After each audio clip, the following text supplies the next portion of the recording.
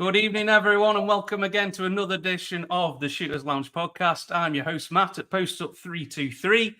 Don't forget to like and subscribe, guys, to the YouTube channel, and also follow us on social media at Shooters Lounge 3.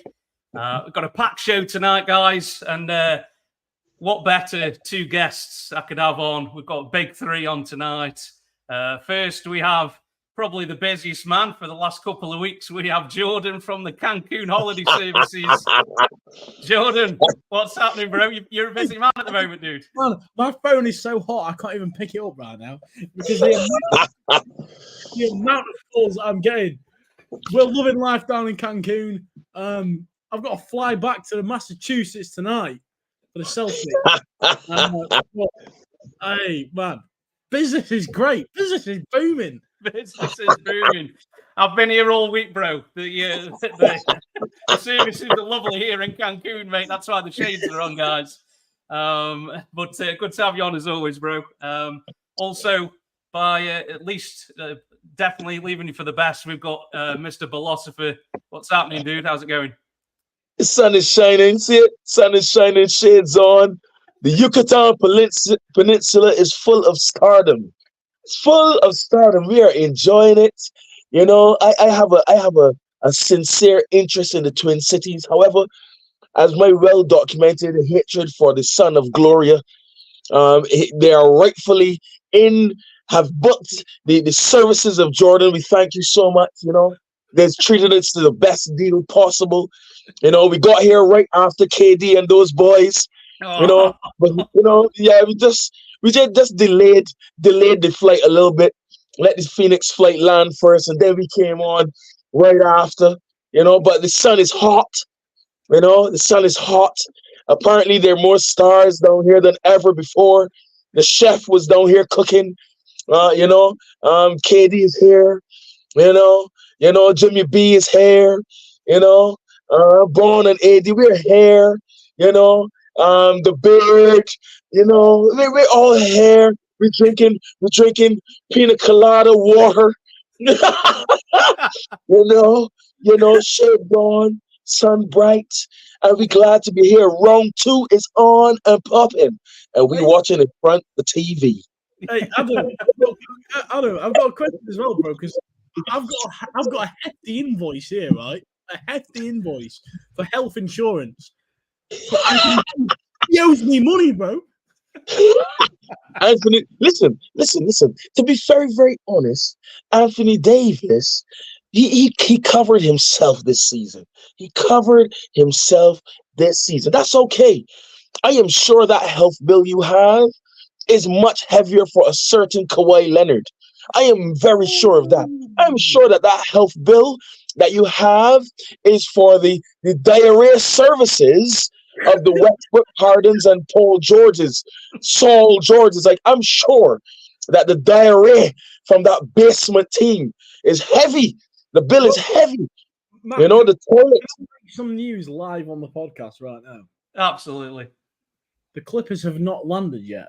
The reason for that is that Paul George wanted to go back to Indiana to find his legacy, and Kawhi wanted to go to see his uncle, who was going to give him better medical advice than my own doctors could give him out here in Cancun. So they'll be here tomorrow. Wow. Breaking news, man. Breaking news here on the Shooters Lounge. Massive news. Breaking news. I like that. Although I can tell you, Saul isn't welcome in Indiana. I can tell you that for free. Did I not just say there was a flight from the east that I believe picked up, well, Zeus and them boys got another health bill for you, Mr. Cancun Services. But don't worry, there was on the flight that I believe picked up someone else. Who did your Boston dispatch? Your Boston dispatched someone. Or was it New York? No, New York dispatched someone the same time as Indiana dispatched someone. I don't want to be calling too many names. You know. Mate, there's some, like you say, bro, there's some big names down here, mate. There are some big names down here, dude. Oh, to hell with it. Let's call the names. Big up to AB. But we know that you on that flight coming down with Zeus and Dame Lillard, with Joel and that boy Maxey. Come on down. Book the services. Jordan, listen, make your money. The stars are out on the Yucatan Peninsula. Be ready for him out here. It's hot as hell down here. Okay, guys. Well, before we go completely off the rails here, we better get on with it, aren't we? I think. But that's the drinks. That's the drinks talking. That's a the drink. pina colada Cancun. talking, mate. It's happy hour again down here at Cancun. Absolutely. So, like you say, man, the round one is over and we're into round two. So we better do a quick round up of the first round, starting with the East. Talking about Jordan's boys, the Boston Celtics. Kind of made short work of the Miami Heat, coming out 4-1 victors. George, do you have some thoughts on this one? So I said on your show last time, Matt, I thought it was going to be Celtics in 6. So I exercised a reasonable, more than reasonable degree of caution. I think 4-1 was the right result. I think we worked really hard, and in that last game, the old Pingus injury. Oh yeah, asserted itself. Now it is rumored to be very light. It was a light injury, so he is expected to be available tonight when we take on the Cavs. That we'll come on to later. He's expected to play tonight. Yeah, expected to play tonight. Yeah, is he? Okay, I thought he was going to be out longer than that, bro. Yeah, so the rumors were it was a 3 to 5 day injury. However, the injury with it, because he had a boot on his foot, and I was like, that's not a good sign. That is not good. But yeah, apparently it's a 3 to 5 day injury. With Tingus Pingus or not with Tingus Pingus, the Cavs are going to get battered. They are going to get. I feel more confident beating the Cavs than I did the Heat without Jimmy Butler. Wow. Okay. Now, don't misinterpret that to me saying that. Not you specifically, Mr. Philosopher, but don't misinterpret the fact that I'm saying that I feel more confident as being we're going to sweep the Cavs, because I don't expect that to be the case. It's just that we all know what the Heat are like. We all know what they can do, and they've got a great coach. They've got a great philosophy. Cavs, they've not got a great coach. Although I respect JB Bickerstaff a lot because I think he's a very solid coach.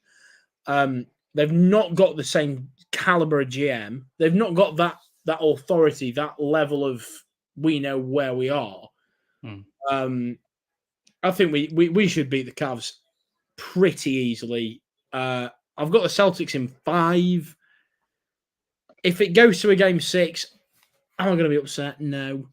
But that is the absolute limit. I think we should be dispatching of the Cavs before game 6. So I've got the Celtics in 5. Okay. Philosopher, what did you think of the first round Celtics Heat series? Expected. Jimmy Butler has never been fully fit for the entire season. I would know. He was on one of my fantasy teams, annoyingly so. So it's not that you're depending on your main star, but it's your main star. And everyone knows that the Heat are an unpredictable animal, especially when Jimmy Butler's fit. Yeah. So I expected them to go out because they struggled to get to the playoffs in the first place. It wasn't like last season where, they had a little bit of an up and down and they got in a low seed. They literally struggled to get in this season. So I expected the Leprechauns to dispatch them relatively easy.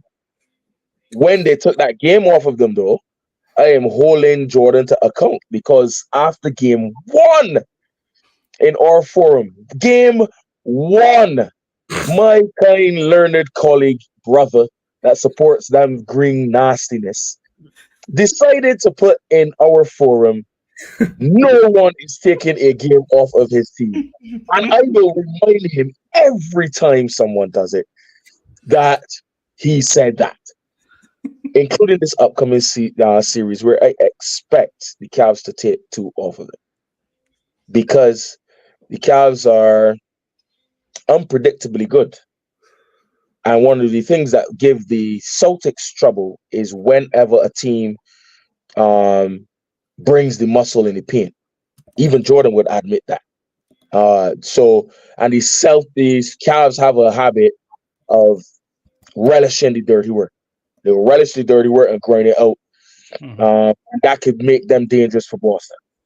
That being said, if Boston don't out Boston themselves, as they have been doing for the past few seasons, they should win in 6. But that first series against the Heat, that was pretty much expected. I do believe my prediction was Celtics in 6, and they got it in 5. So I called the right winner, but the wrong score. I was off his score by 1. Nice. I've got the NBA app up, dude. It says Porzingis is out tonight, bro. He's out. All right. Is it? I was gonna say to that was the last thing I saw yesterday was that he was supposed to be reevaluated today, game day, something like that. So Jordan actually shocked me when he said, he was supposed he listed to play. I thought he was out till the end of the month, mate. I don't know where I'd seen that. But I don't think it's that long. I don't think it's that long, because Jordan was right. It was like 4 to 5 days or something like that, some crap like that. Okay. Nice. Yeah, I think with the Heat, it was going to be tough without Jimmy Butler being there. It goes without saying, doesn't it? I thought Bam had a good account of himself, but they're just kind of short on talent, weren't they? The Heat in the end. They did well to get a game out of it. They just shot the lights out, didn't they, in that second game? You know, any team that makes as many threes as they did in that game, it's tough to beat, isn't it? So was it game 2 or game 3? Game 2. Game 2. Game 2, yeah. So any team that shoots lights out from 3 like they did in that game, it's going to be tough to beat. But I thought this was going to be a sweep, bro. I thought there's no chance. But I forgot that Boston are Boston, and sometimes they cough up a game, don't they, when they shouldn't. I'll go as far as saying, as much as I hate Boston, I'll go as far as saying that Jimmy Butler talking out of turn when he was at Grand Prix. Thank you. Or if I was playing, we'd definitely still be in the playoffs.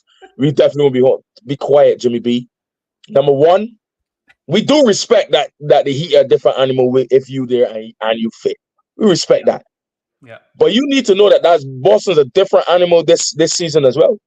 Jason Tatum also boost turn up a little bit more too. So you need to have some respect. Like I keep saying to folks in various forms of which y'all are aware. These men gonna understand the guard is changing. LeBron too. They men gonna understand the guard changing. History repeatedly teaches all the stars. Listen, these young men can't win now. So it's time for you to go home. These men gonna pack you home. You know, to which I'm sure we're going to talk about in some more series. So let me not unload yet. Absolutely. Before we move on, I just want to say thank you, Alan, for finally someone who's not a Celtics fan to comment on that. Because at the end of the day, you can talk whatever talk you want to talk, and talk is cheap. Talk is as cheap as anything. But you've got to go out there and do it. And for whatever reason, especially in the East this season, it seems like people are very touchy. Even, very, very touchy. And it's like, look, we're doing a thing right now. And because Boston are loud and proud and everything else, and they're going to be mouthing off, but that's the way of the world, my friend. You have the right to be. Exactly. You want the best team. You want the best teams in the East. You're number 1. You're the big boy in the East. You've been to the finals twice in the past 4 years, something like that. They're crazy like that. So come on, man. Yes, it's gonna be all right, cool, but stop it. Stop it. Stop it. You gave up. You, Jimmy B, gave up a 3-0 lead to the same Boston last season. I think what it is that we're in that position now where everyone recognizes what force the Boston Celtics are. And whereas you flip the script and you look at last season, no one took the Heat seriously, and they had a better record than us. Oh well, no, not well, almost. But it was around about the same ballpark record as us, and no one took it seriously. They said they were one of the worst first seeds that there's been in recent memory. Yeah. So I think he might be a little bit sour about that. The fact that we're getting respected the hell out of and they whatsoever. I think that's. I'm gonna go one further. And listen, you better cherish these moments because number one, you're welcome.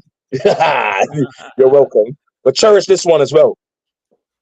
A lot of people do not want Boston to win to get over the hump. If Boston, I'm gonna draw an analogy. Yeah, it's like the Lakers. The Lakers as well. People revel in hating these storied teams and franchises. And really and truly, they're afraid of them ever winning, lest they become dominant again. Boston is in that position, even more so than LA, because yeah, people don't like when LA win because of the fan base and all that.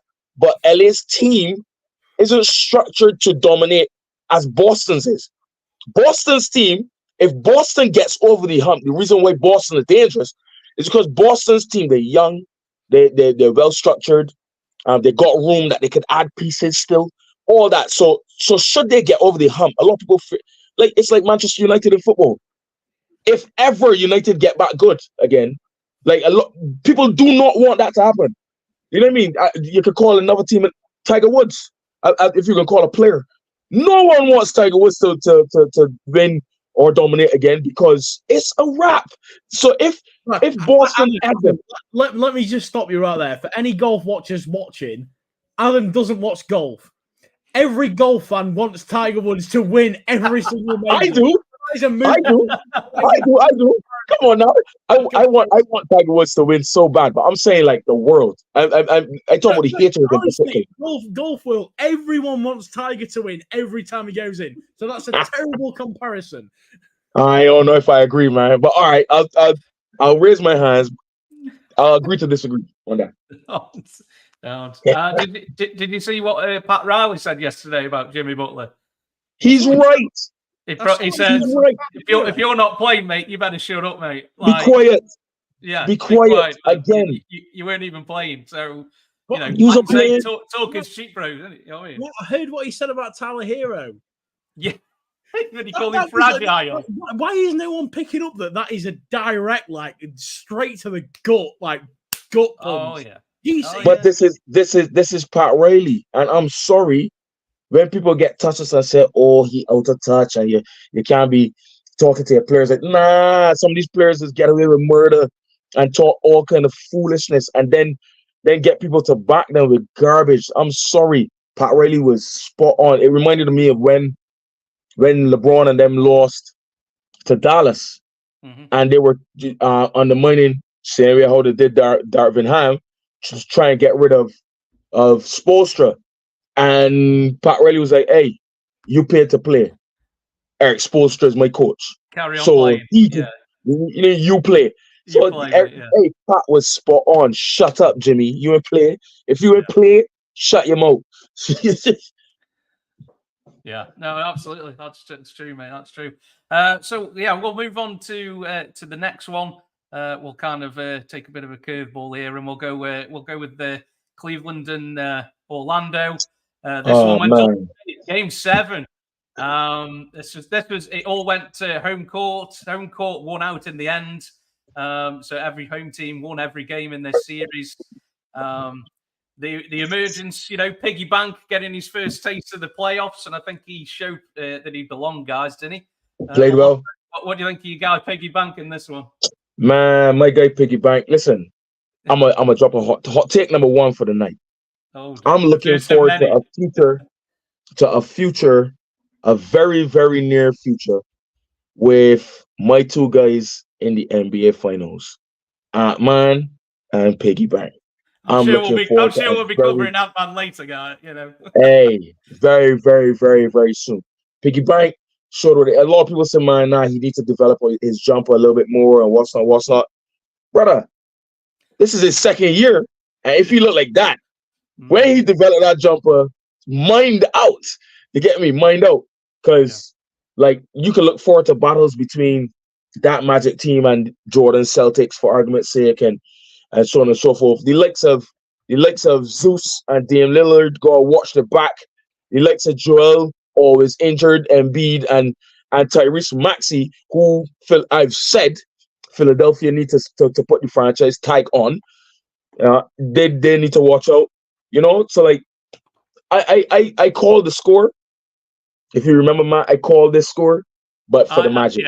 Yeah. No, I did. I went Magic in 7 as well, man. But, it was looking good in the first half, bro. I was like, mate, this is. Hey, it was a very, very good series. Sorry, it was a very, very good series. That series was very good. It might have been the pick of round 1. That series. Okay. I mean, Mitchell had a good series as well. Mitchell looked like the old fantastic Mitchell. He nearly won Game 6 on his own, bro. It was unreal. Absolutely, he scored all the fourth quarter points, didn't he, in Game 6? And I'm like, shout out to Jarrett Allen. Shout out to Jarrett Allen, which is why I think Jordan and them man need to mind out with them Cavs, because Jarrett Allen could be a problem. Well, he might miss time, bro. Jared Allen, he might miss time because he didn't play Game 7, did he, or Game 6? So correct.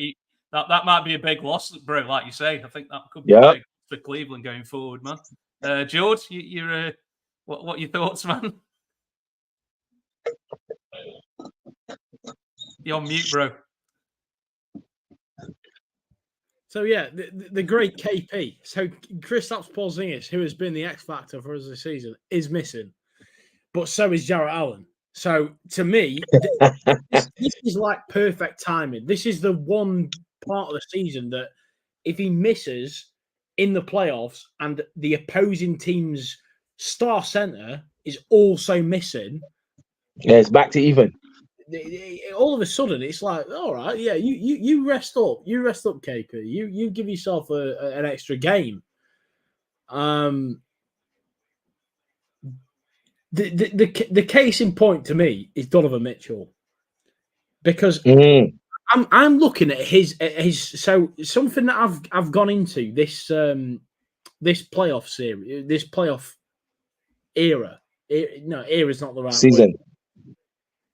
word. The playoffs, the playoff portion of the season, and I'm looking at score depth. So when players are scoring the points, so Mitchell is scoring most of his points at the end of the third quarter.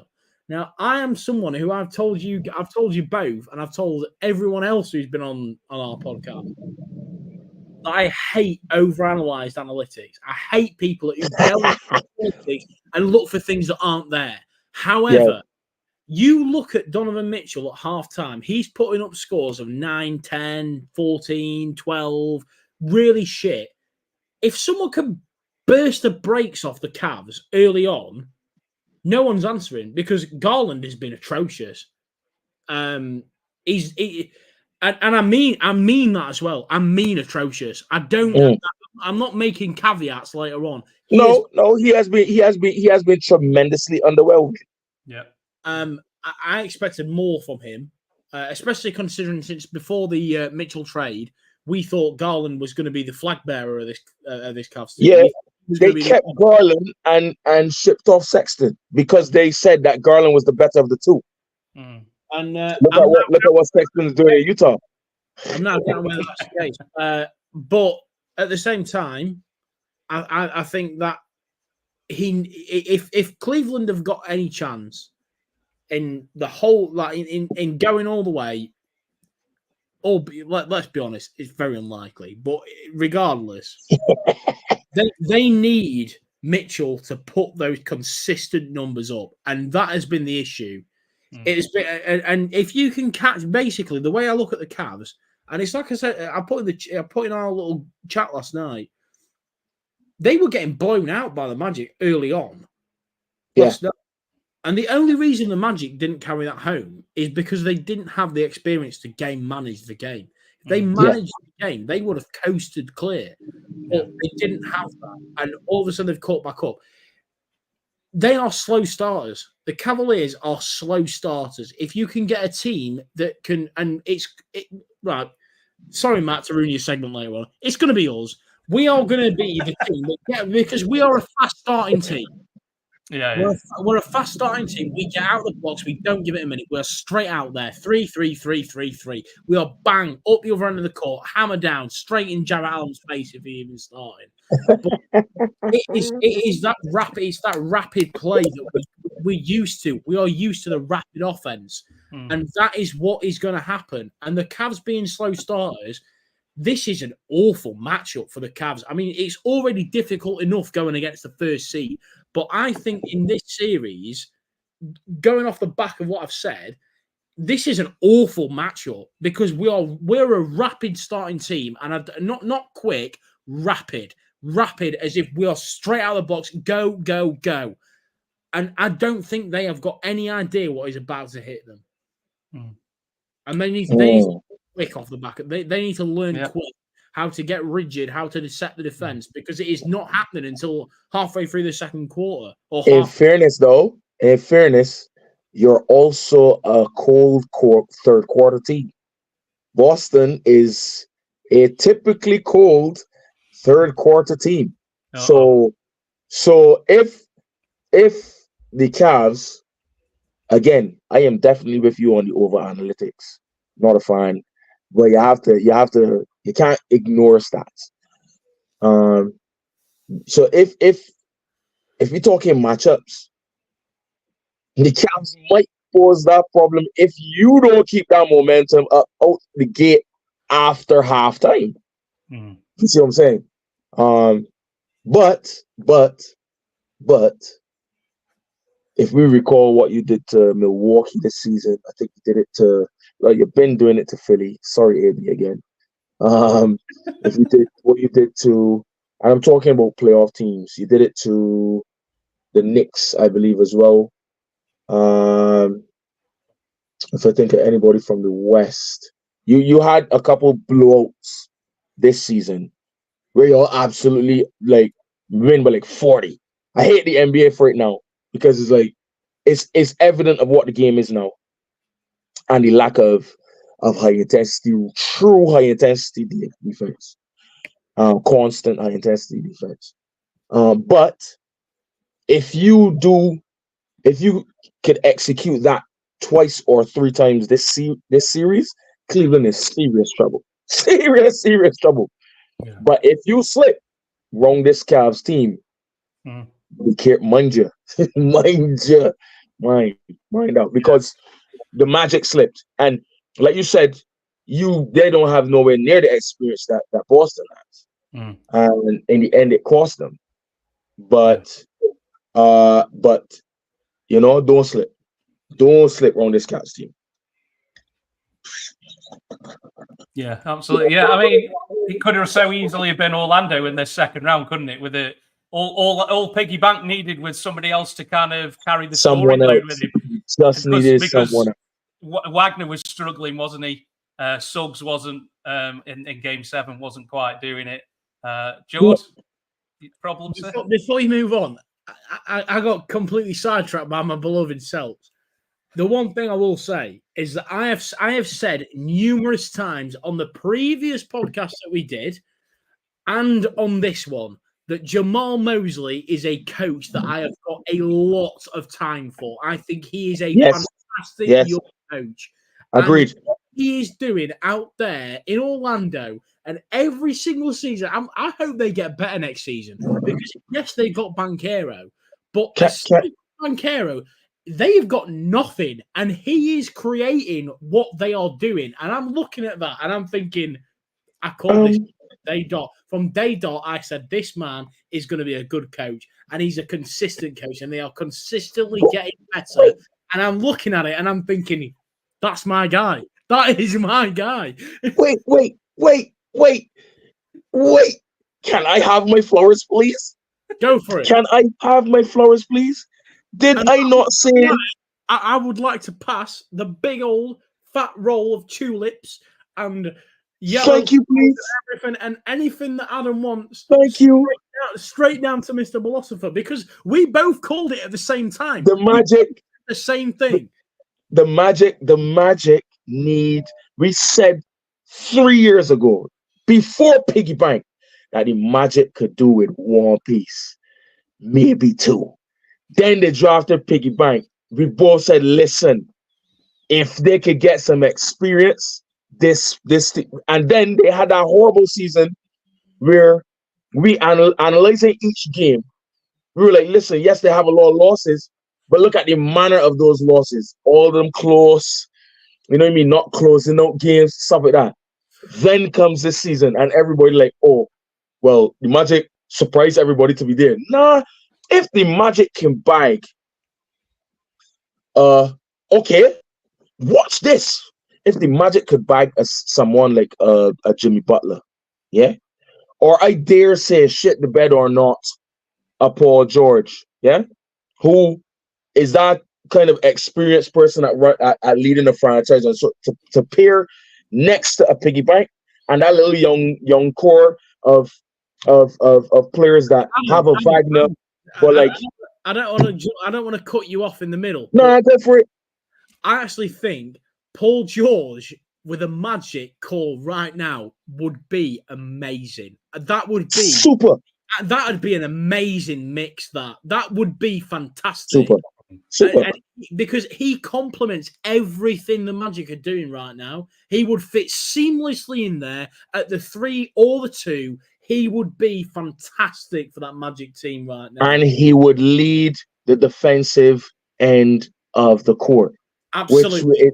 I mean, that would be a game changer. That'd be a game changer. I'm becoming a Magic fan right now.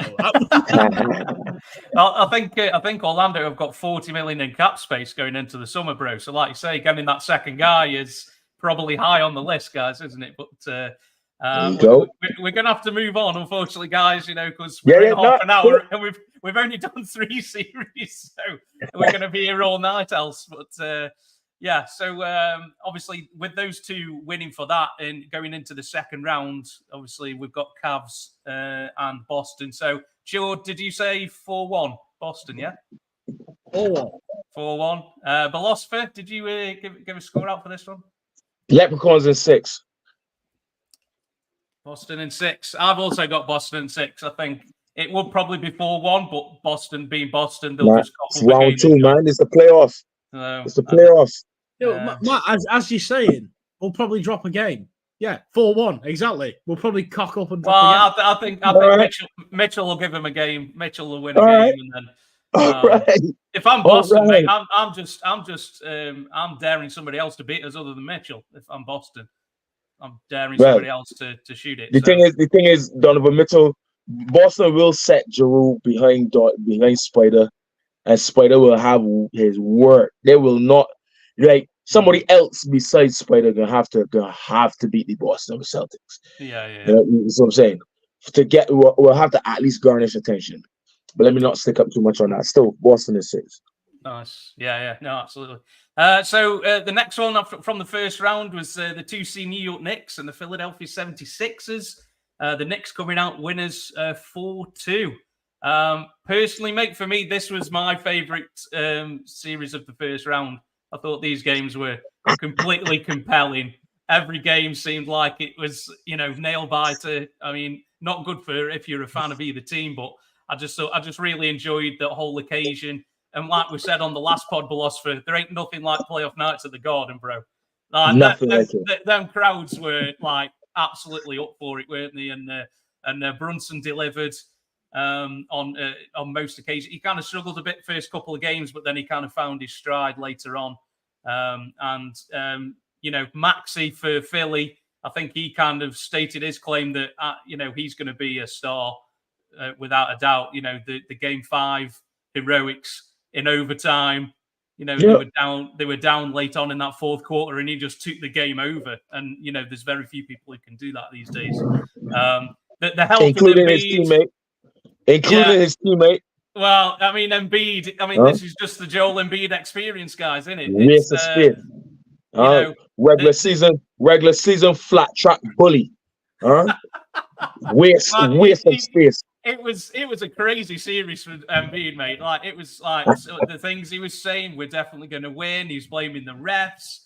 He's hobbling around on one leg. But he's still averaged 30 and 15 in the series. I don't care, bro. I don't care. I don't care. I am. And I've got this video to drop on Manon, where I am absolutely tearing the bark off of this era, believing that because you have stats that are better than previous eras, make you legit. Sorry, it's actually easier to rack up stats now than it was before. If y'all didn't realize, not y'all, I meant the clones that talking about 30 and 15. You still get 30 and 15. And I played basketball, so I know at no level is it easy to drop 30 and 15, far less average it 30 and 15 on no level. Fair, fine, no problem. But I am not giving you full flowers when you moaning and you getting your tail busting. Whether you drop 50 and 15, you in Cancun. Oh yeah, you are in Cancun. Like any sports, bro. It's a result-driving business, isn't it? Like Thank you. Oh, absolutely. You where? Where were you?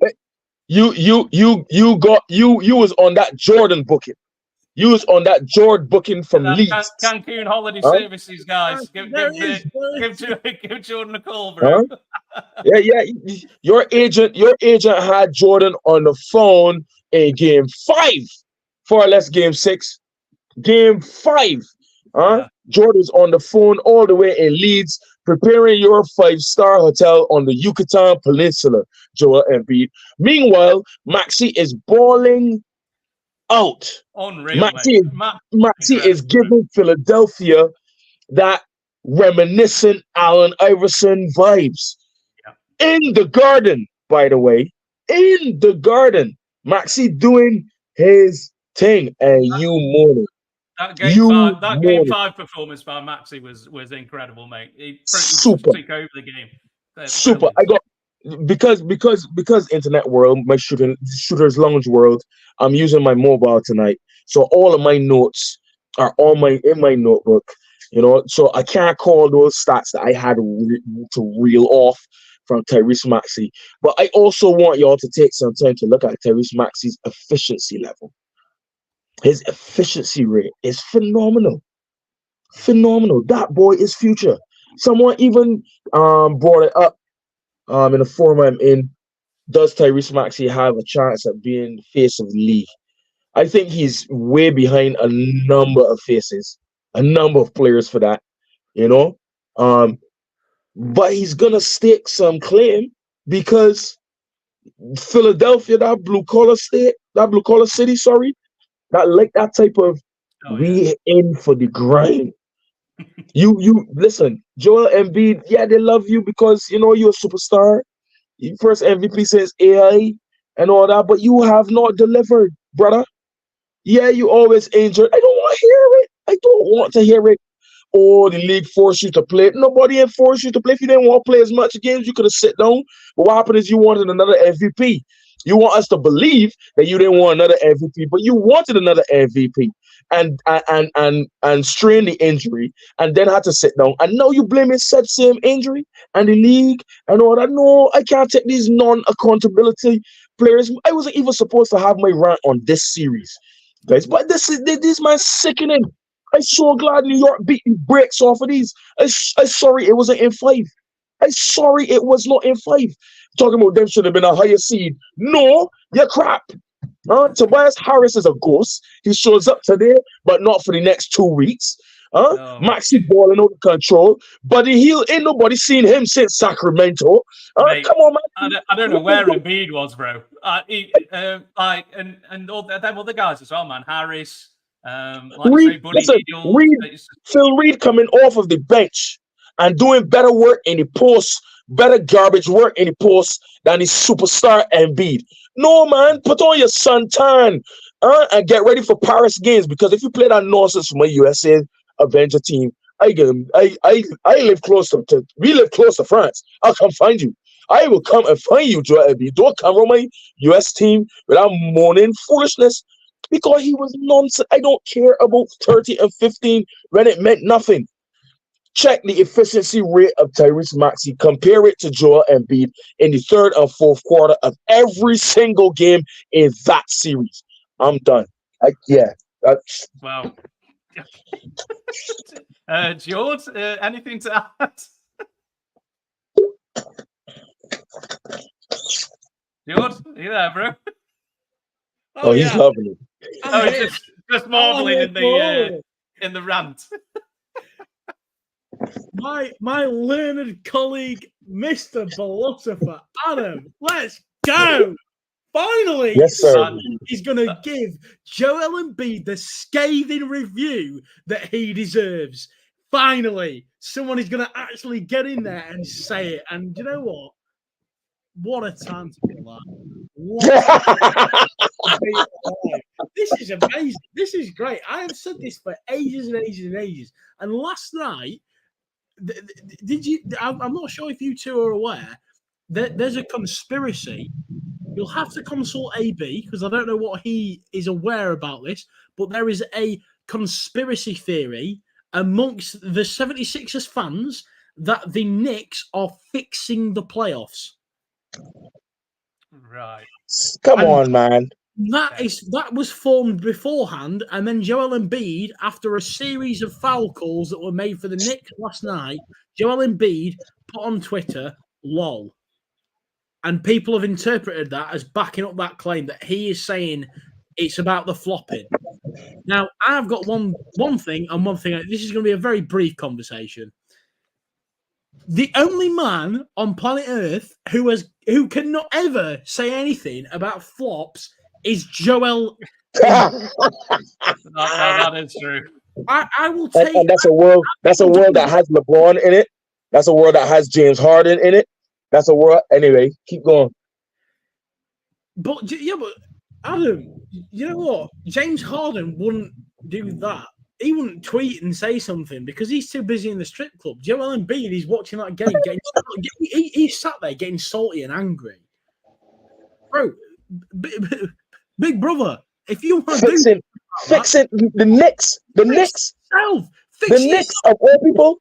You have had every tool. You've had every opportunity. The whole time you've been with the 76ers, you've had a different coach, you've had big trades, you've had the starlight the whole time you've been there, and you cannot handle it.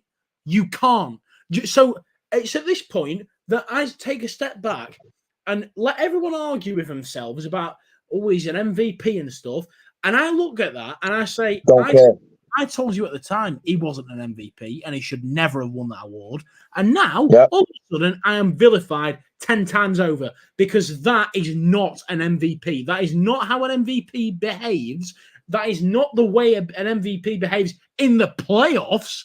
Never mind in regular season. In the playoffs, can you imagine any MVP behaving in that manner? That is just ridiculous to me.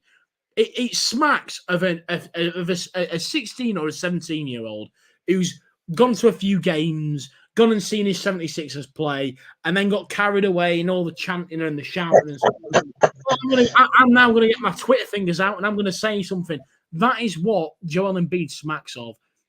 And yes, we talk about the Sixers fans. Now, you all know this is going to be a biased opinion because I don't like the Sixers.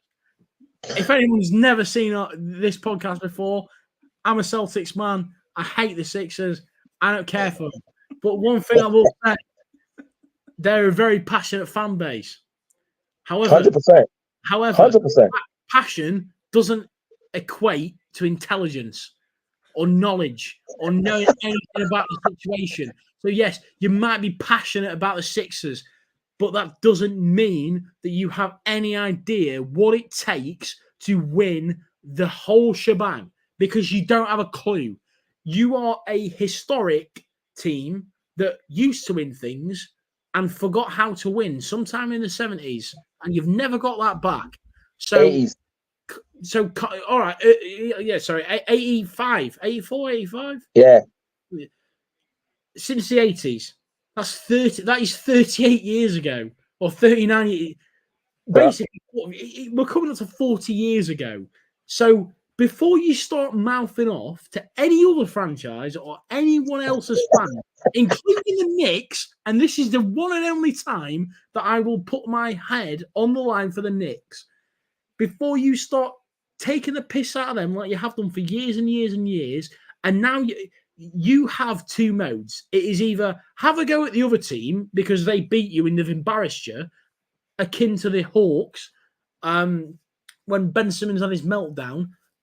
You've either got that response or you've got the current response where you're awful and your coach, your GM doesn't really know what to do. So you just start having to go at everyone and, it's okay because we're a passionate fan base. Well, I don't care. The Celtics are a passionate fan base. The Lakers are a passionate fan base. The Suns are a passionate fan base. The Mavs are a passionate fan base. We're all passionate. We're just not idiots. We know what we see in front of us and we have the logic to think it through. And this is not directed at AB because AB must be the only 76ers fan. He must be the only sane 76ers fan. No, I know a few. The Sixers have ideas well above their station. They think they're way better than they are. They think they're entitled to sit at the dining table with the Celtics and the Lakers. You are giving us our starters. You are not sitting at our table, so get away right now. Wow. I thought my rant was bad. Wow. I hope AB isn't listening or watching because I don't think I wouldn't go as far. I think the Sixers fans are genuine.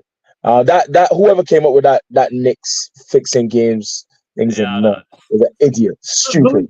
I don't honestly. I'm not making that is genuinely doing the rounds on social media at the minute. Yeah, I'm not. I don't doubt you. But whoever started that and is perpetuating that garbage, the Knicks. Anybody that know basketball know that the Knicks fan base have had to endure a torrid time. Yeah, oh God, probably my whole lifetime, up and down, and disappointment and blah blah blah blah. The Sixers actually should respect that because they've also had to deal with exactly that, probably worse. And they haven't been as genuine or as long-suffering as the said same Knicks fans. So if they're gonna perpetuate or funnel that type of narrative, nah, man, and then for Joel Embiid to boost it too, nah, shut up, man, shut up. You had everything since you've been there tailor-made for you, fam. You were allowed to sit down and wait until you got fit. You were given number one pick on top of number one pick to build our team. Trust the process, all that jazz. Ben Simmons got the blame and you got none. You know what I mean? You got stars. You got Jimmy B. You got James Harden. You got, you know what I mean? You got everything, bro. And now you got a young star that outperforming you. I don't care how much of an MVP you is. And I voted for you for MVP against Jokic, and you're proving me I'm like completely wrong for even making that choice that year. So I think like you're saying, dudes, I think accountability is the word, isn't it? I think. And just say, look, we weren't the better team, and the better team won the series, and that's it. And but like you say, it's got to be an excuse as to why. Yeah, we were outplayed. We fought. And we got beat. Yeah, and we got beat. We going in the gym. We coming again next year. And we come again. Yeah, exactly. Yeah. No, hate this dodging, this accountability nonsense. I got it against my Lakers too. But don't worry, I know you coming up that line just now. You wasn't supposed to get my right there. No. Keep coming, Matty. I hope you haven't peaked too early, bro. I hope you still got some left in the chamber. Hey, you've been to war with me, so you keep coming, Matty. Oh yeah, I've been there in hour 3, mate. Don't you worry. Absolutely. But moving on to the other one. So obviously the Knicks went through. So their opponents is the Indiana Pacers. Some would say. What did you call for the Knicks Sixers series? Because I called Knicks. I called Knicks in 6. But I can't remember. I can't remember what I called it in. I think I think it's 7. But subject to correction. I said 6 because I wasn't sure Embiid was going to be healthy, Fit. and Yeah, I remember that. yeah, and so I was like, yeah, I could have seen it going 7, mate, for sure. But with Embiid, there was such a question mark at the time. I was just like, Yeah, I don't know if he's going to be out there for half the series. And well, he did yeah. play every game, but he, like you say, talks cheap, man, isn't it? So yeah, moving on, dudes. It was an upset, some would say. The Pacers seeing out the Bucks. Talking about MVPs who weren't there, mate, who are now out in the first round. Yucatan Peninsula. The Yucatan Peninsula. I expect once Zeus wasn't going to be fit for this series. I said it the last time we were here. I said the Pacers now have lovely bodies in the paint. Men doubted me. I told them, listen, Pascal, Miles, them boys that hey, without Zeus, the Bucks not and you got Doc coaching you. And then I think we've done the Doc thing, haven't we? Today. It goes without saying, doesn't it, bro? You know what I mean? And then Dame went down too. It was just a matter of time. It was just a matter of time. And the Pacers handled their business. Their business. So kudos to them. And the thing is, Tyrese didn't even have a stellar series. No. Tyrese Haliburton didn't even have an amazing series. Again, forgive me for not having all my stats and thing in order because I'm using the device that everything is on. However, go and check. The only points I wanted to make was check the efficiency of the others. You know, Shaq always talking about the others. Yeah. Also, Miles Turner was humongous in this series. Yeah, he's averaging 20 a game nearly. Yeah. Humongous in this series and critical. So don't just look at the 20. They were critical points. You know what I mean? Critical rebounds. Man hit some big go-ahead shots. You know what I mean? Like transition game, lovely on defense. Did an awesome job on Brook Lopez, who actually has a lovely inside-outside game. Miles tracked him and did very, very well against Brook Lopez. I also found that in this series, again, Doc was found out. How are you a championship winning coach? How are you? I feel like we could just tape whatever it happened last season and just paste it onto this season, and there we are again. Adrian Griffin is at home, smiling like a Cheshire cat. Yeah, smiling. Getting paid $4 million a year for the next 4 or 5 years, mate. For the next 4 years, $5 million. Loving it, mate. Thank you very much, Milwaukee. Stupid. You hired Doc Rivers to consult, who then undermined me and said that the team not defending enough, is not defensive enough.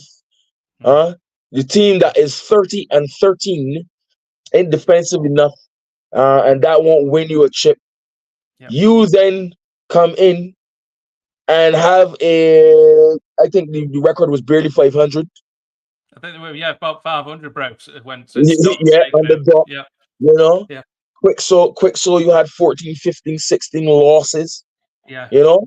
The Bucks just looked old, bro, didn't they? They just looked old. Without Giannis. Ordinary. Yeah. Kudos to Chris Middleton. Chris Middleton actually tried. He did, yeah. You know he I think he was carrying some injuries, but kept plugging away. And he was. Yeah. You know, so the Bucks could make some noise. I dare say the amount of licks that me and my brethren Ken, shout out to Ken and the Green Bay's posse. Absolutely. Like the licks we put in Coach Bud's Bucks wasn't gonna look this bad. I don't care what nobody said. Well, yeah. They weren't. No. They weren't. Fair enough. Zeus was hurt. Fair enough. Dame was hurt. You know, fair enough. Chris Middleton carrying injuries. Fair enough. You lost Giroux.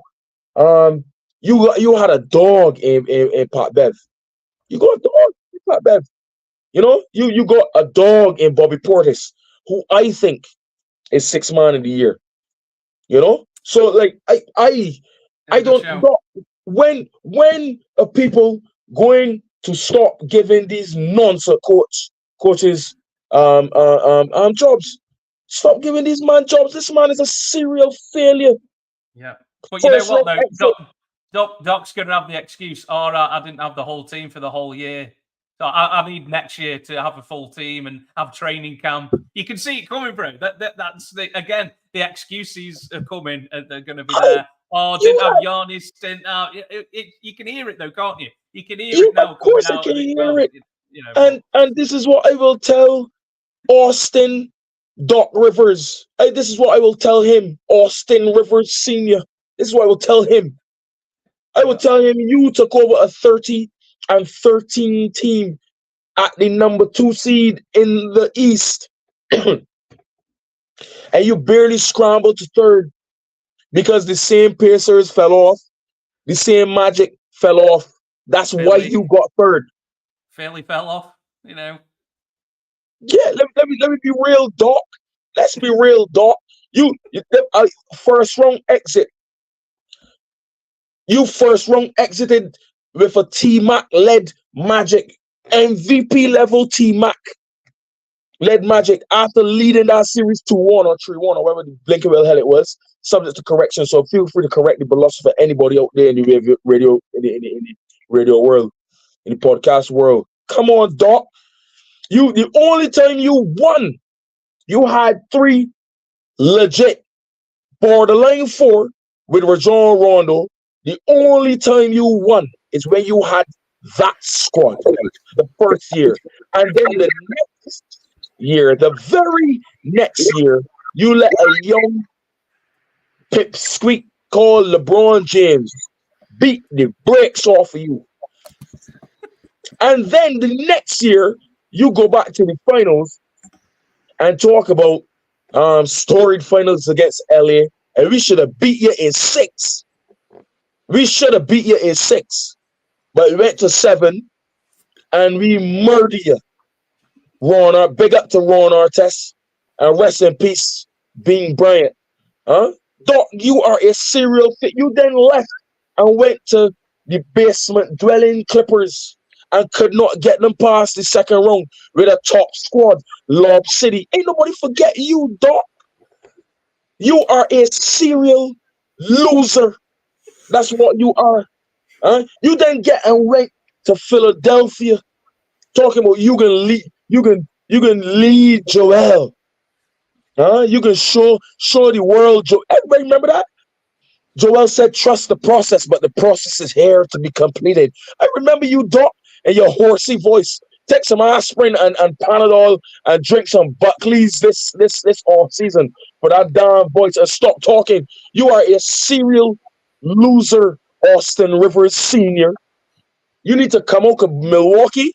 Let Zeus and Dame try to get a ring for Dame before Boston get over this hump. Because if Boston get over this hump, Zeus gonna need to ship out to win another one. I could tell you. With Doc Rivers, you all win, and you hire Doc Rivers, and then everybody's surprised. Oh, he only lost because he had high stars. Man, I'm so glad he home. Yucatan Peninsula. Put your sunscreen on, Doc. Put it on. That was Adam the Philosopher, president of the Doc Rivers fan club. Thanks very much for that rant, my friend. Thank you very much. That was hey, mate. I don't want you to blow your wad early, bro. You've got your Lakers to come, bro. So. Listen. Listen, we're about to break records tonight on Spotify. If everybody that tuned in so far, if you're busy and you're not going to pay attention to this podcast here, press pause and listen to it later. It heating up. This is the playoffs. Let's go, Matty. Bring it on. You can rewatch it, bro. You can rewatch it on YouTube, listen to it on Spotify, wherever you get your podcast, guys. This is how we do it. Ring the bell. Subscribe. Absolutely. You can also call me if you're feeling about going to Cancun. Feel free to call me as well. Absolutely. George, do you have some thoughts about this Bucks Pacers that the philosopher has not already ranted about getting off his lawn? Well, I mean, the fact that I was having technical issues for about 6 or 7 minutes, and then I came back to find that you were still talking about the same series as well. I won't go on anymore. However, I will just add a very brief snippet. One will antagonize the philosopher, so I'll leave that till last. Is a thing that are we really letting Damian Lillard off with this? Yeah, he was hurt, man. He was hurt. Hang on. You said it doesn't matter if you're hurt. Hang on. You said He was hurt. it doesn't matter, man. You can't have it both ways, bro. Going to bat for me. You bat for me. He's going to bat You for can't me. have it both ways, bro. You can't have it both ways, man. Damian Lillard wanted this, and How much did he play? How much did he play? He missed 2 games, didn't he, Lillard? Right. Besides that, let me just put to you. I don't know, Adam. I must admit, I don't know if you spoke about it because I was out for about 6 minutes. All right. Chris Middleton. Yeah, I did. He did. Yes. So Chris Middleton stepped up. The guy that they had before the Dame Lillard trade, he was the one that stepped up for the Bucks. So they didn't even need Dame because he's actually added nothing to him this season, and that can change. But he is nothing to the season, you know. No, wow, not right. All right. I'm gonna say nothing to the season because the Bucks don't care about where they finish.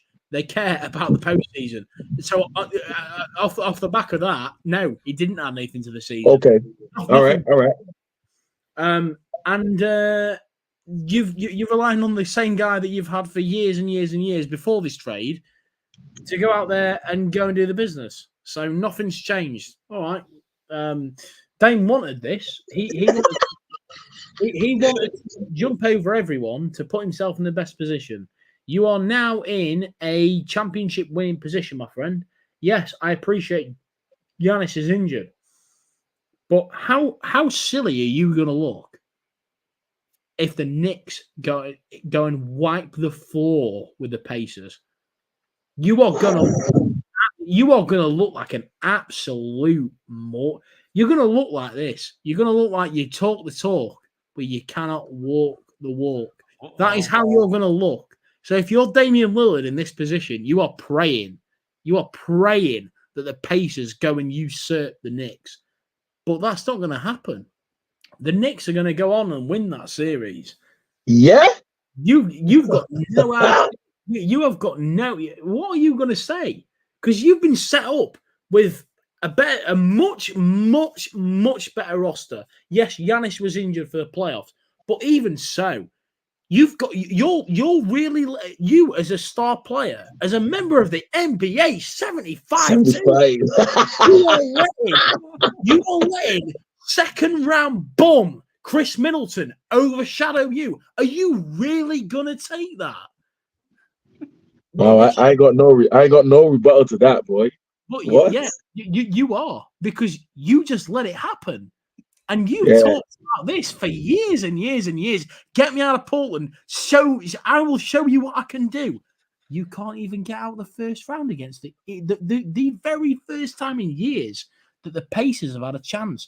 They're headed by a guy by the name of Tyrese Halliburton, who has consistently in 5 games underperformed in the playoffs, and you can't even beat him. Oh my word! Maybe you need to do this. Maybe you need to shush and say to Chris Middleton, "Thank you for not letting us get swept, because I should have been more cautious, because I don't know the pond that I am swimming in, because I'm a small fish and the playoffs are for the big fishes." Wow! Wowzers! Okay. Can we remember that Damian Lillard led the Blazers to the Western Conference Finals? Can we let's please remember that? I by the way, that's no defense against Damian Lillard, against what you're saying against Damian Lillard. However, he's nowhere near on that disappearing act list like certain man from Philadelphia or the basement of LA. Right? So, but that being said, I hear it, George. I hear it. Yeah. My defense of it still is that he got injured. He was injured for two key games. 2 key games. But at the same time, like, yeah, man, like when you did play, you needed to be there, man. Zeus or Zeus not. You needed to be there I'm against an inexperienced Pacers team. I'm glad Adam added that caveat, and Matt, I'm not going to dwell any longer. But the whole point is, I'm not disputing anything he did in Portland. Like he was Portland. He was the Trailblazers. 100%. But if you're going to talk that you are a championship winner and you're getting held back by the team that you're playing for, and then you come and shit the bed in that fashion that Chris Middleton ends up outperforming you. You can't be doing that. You can't. Give me some stats, please. Remind me of some stats, please, from that series.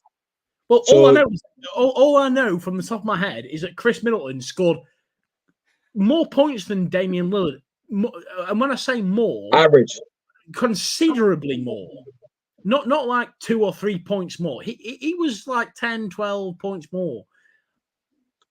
Yeah, I don't doubt it because like I said, you had to show those to Chris Middleton. Chris Middleton was putting any work, boy. He was grinding. I can Chris see Middleton was grinding. Matt looking at his second screen, so I know Matt's going to bless us with the stats in a minute. Well, what stats are you looking at, Jans? What we have to? Give me the averages, the averages comparisons between Dame Dollar and Chris Middleton. All-star Chris Middleton. All-star Chris Middleton. I mean, when Dame played, he averaged 31 a game. Chris Middleton averaged 25, nearly 25 a game.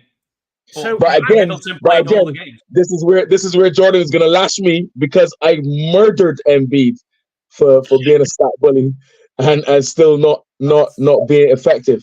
Yeah. So Dame did it affect that series? So the only question I've got, Matt, off the back of what Adam's just said, if I can just get in there just at the prime time, is what was his actual shooting stats, and secondly, what was his free throw percentage?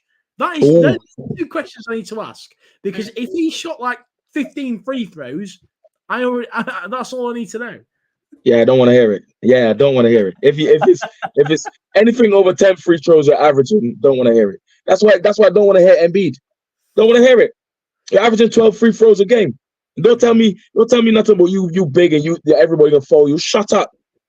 Shut up. Go away. I mean, Dame was averaging nearly 10 free throws attempts a game. See? See? And you, Dame, I don't want to join Jordan's bandwagon, man. Shit. You, Dame, can shoot the ball from Japan. You can shoot the ball from Japan. So, off the back of that, was he averaging 35 from 3 and 40 from the field? Lillard? Yes. Lillard was averaging 41.7 from 3, but only 42% from the field. And there you have your problem. Why are you shooting better from 3? Oh. Yeah. In a series as well, why like that's in the playoffs? I feel in the playoffs. Yeah, you can't let that go, Dame. Can't let it go. But again, I am sorry. It's the coach. It is the coach. I don't care. It's the coach. Your coach got to be able. I'm saving some of this smoke for Lakers. Your coach got to be able to pull them man on side and say, "Hey, Dame, you can shoot from Japan. However, mix up this ball. This is the play. Inside, outside game. Yeah. Mix that with Brook Lopez and Bobby P. Mix that up. You make them not read you, because if they realize, wait, Dame rather shoot from out there rather than bring this ball in to be a threat, in an out threat that we know he could be. And we can leave him out there. We can leave him out there and just deny him the ball. Yeah. Which then ended up freeing up Chris Middleton a lot, which is what he could have put in the ground. That makes so much sense. Wow. Now. Sorry. Matt, move. As soon as I say this sentence, my friend, we're going to have to move on at some point, guys. You feel free to move us on. But all I have to say is So the big rant that I went on the night of Adrian Griffin's firing, and I said he should have been given more time, just like the Celtics. The Celtics have done with Ime and they've done with Joe Mazzulla. Give him a bit of time. You sacked Adrian Griffin, and I'm not going to go over that again because we covered it extensively on the podcast. You missed me just now on it again. Yeah. But why on earth would you sack him for seemingly no reason? You were in a better position when you had him in charge. And 30-13. And you've hired Doc Rivers, who, for anyone who's not aware, I am a Celtics fan. You cut me open, I will bleed green. That is the way it goes. Doc Rivers, he won one championship with the absolute best big three the NBA has seen since Kobe and Shaq. And he could only win one championship with Kevin Garnett, Ray Allen. I can't even finish it, but we all know what he's like. So you know what? The Bucks serves you right. Bucks front office, that serves you right. Simple.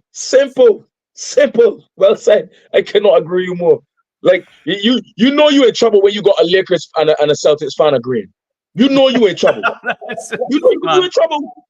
Nothing is right with the world, mate. Something's gone wrong here, man. What's going on? Mate, to the contrary, maybe something has gone right with the world. Maybe this is the key. Yeah, absolutely. Tell you. So quickly, guys, Knicks Pacers. Knicks already up 1-0. They won last night. Another close game because that's what the Knicks do. What have you got a season? What do you think? How do you think this is going to turn out? Knicks in 7. Knicks in 7. George? So I've got the Knicks in 5. 6. Somebody's drinking the Jalen Brunson Kool-Aid, mate. There we go. The Knicks get experience some trouble with our front line from the Pacers, especially when they go back home. Especially when they go back to Indiana. The reason being is that I think Tom Thibodeau is capable of realizing that Halliburton is underperforming and actually punishing him for it. Yeah. And just completely guarding him out of the game. So they've got And for that reason, exact reason, Tom Thibodeau will ignore the front line. I'm not disputing that, and I can see this going really, really close. But from what I'm seeing and from my own prediction, I can just see him guarding Halliburton out of the game. He's been sort of inconsistent, but he's put some big numbers, especially assist numbers. He's put some big assist numbers. He had 18 assists in the last series. I know I guaranteed that he'd get 20 assists in the last series. I'll settle for 18. That is, that is something to be proud of. Had a quiet game last night, didn't he? But and he did that in the first round as well against the Bucks. Yeah. He had very, very quiet games where took only 6 shots last night. Well, can we please give some love to Josh Hart and DiVincenzo, because them two man hunting Tyrese Halliburton, hunting him. Dude, Josh Hart played the whole game. Josh Hart played 48 minutes. 48 exactly. Which is why Jordan's point is so pertinent. But that's what makes me fear Tom Thibodeau's ignoring of what the Indiana front line can do. You know what I mean? I think that the key thing is Jalen Brunson's health. And that's your all-star. I have a feeling in my tum-tum that Jalen Brunson is going to get hurt in this playoff series. Wow. No, I hope not. Something like that out there, bro. I just have a feeling. And I hope not. He's going to spin things in a completely different direction. Now, even if he doesn't get hurt, because this is a narrative that I've just invented, so let's ignore that for a minute. But there's 2 reasons that the Knicks won't win. The main reason is the fans. And I had this discussion earlier on when I was talking about the system. But I mean this seriously. So football-wise, you guys know I'm a Leeds fan. I'm a Leeds United fan, and our fans are known to be very overly passionate about our team. The issue is that gets reflected on the playoffs. On the players, especially when you're in Madison Square Garden and you have got all the fans in the world just ejecting all of their emotions and feelings onto 5 players on the court. That is a lot of pressure. That is pressure, and if they feel, 100%. If the fans feel nervous, then that is going to end up getting pressed onto the players. The players are going to feel nervous. That is for me. That is 1A. They won't win anything because of that reason. Because the team is not anywhere near good enough or experienced enough. I'll wait until you finish your second point first, but I want to counter that if I can, Matt. Sure, why not? But that's not enough to soak it up because they've not got the experience to soak that up.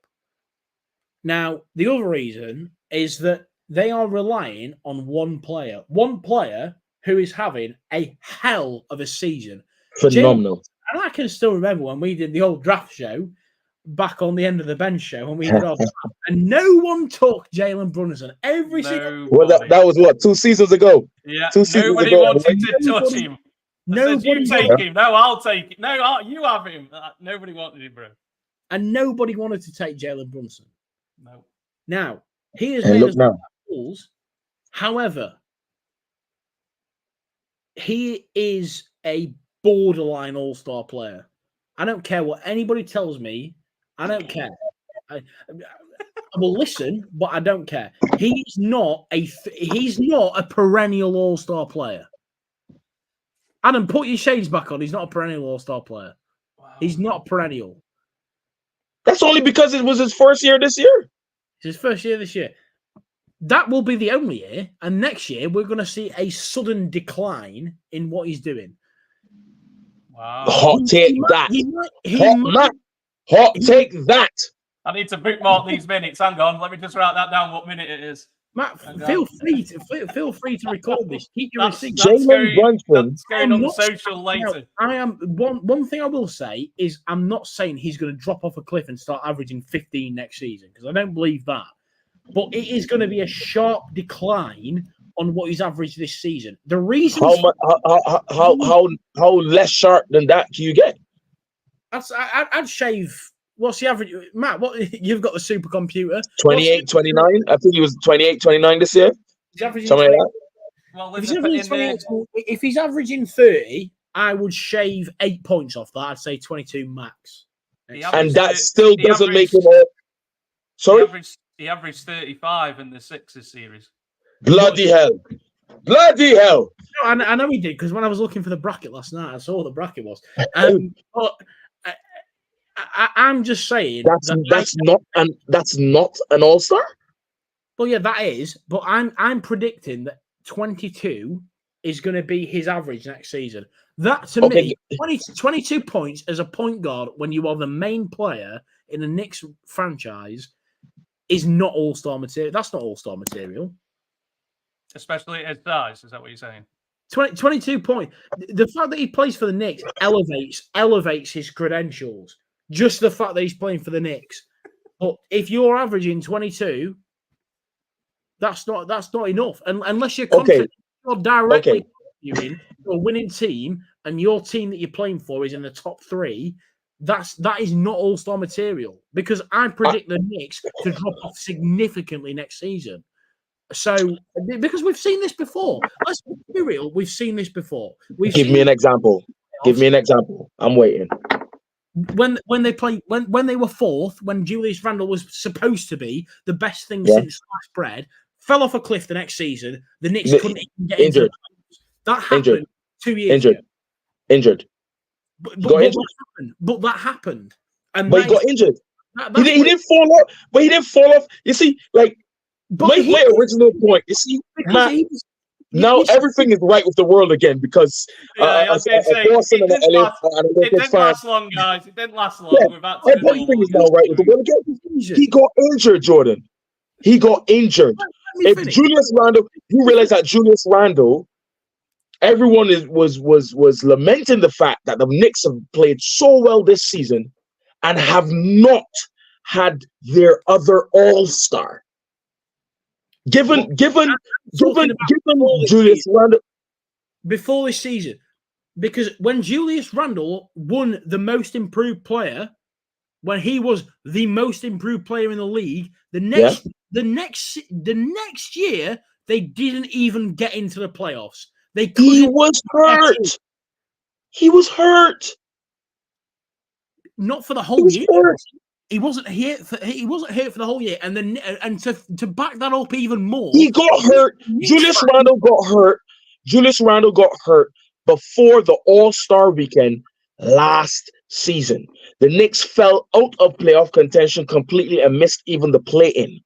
They made Somebody please back How check me. poor does that show that the Knicks are?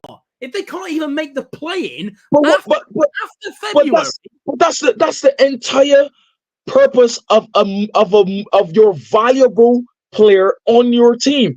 I am sorry, Jordan, if Jason Tatum misses your entire season this year, you will be in play-in contention at Boston. I don't care what no one says, because that player that you always cussing in, Jaylen Brown, you that old ass geriatric you got in Horford, Tingley Pingley, you can't trust his health.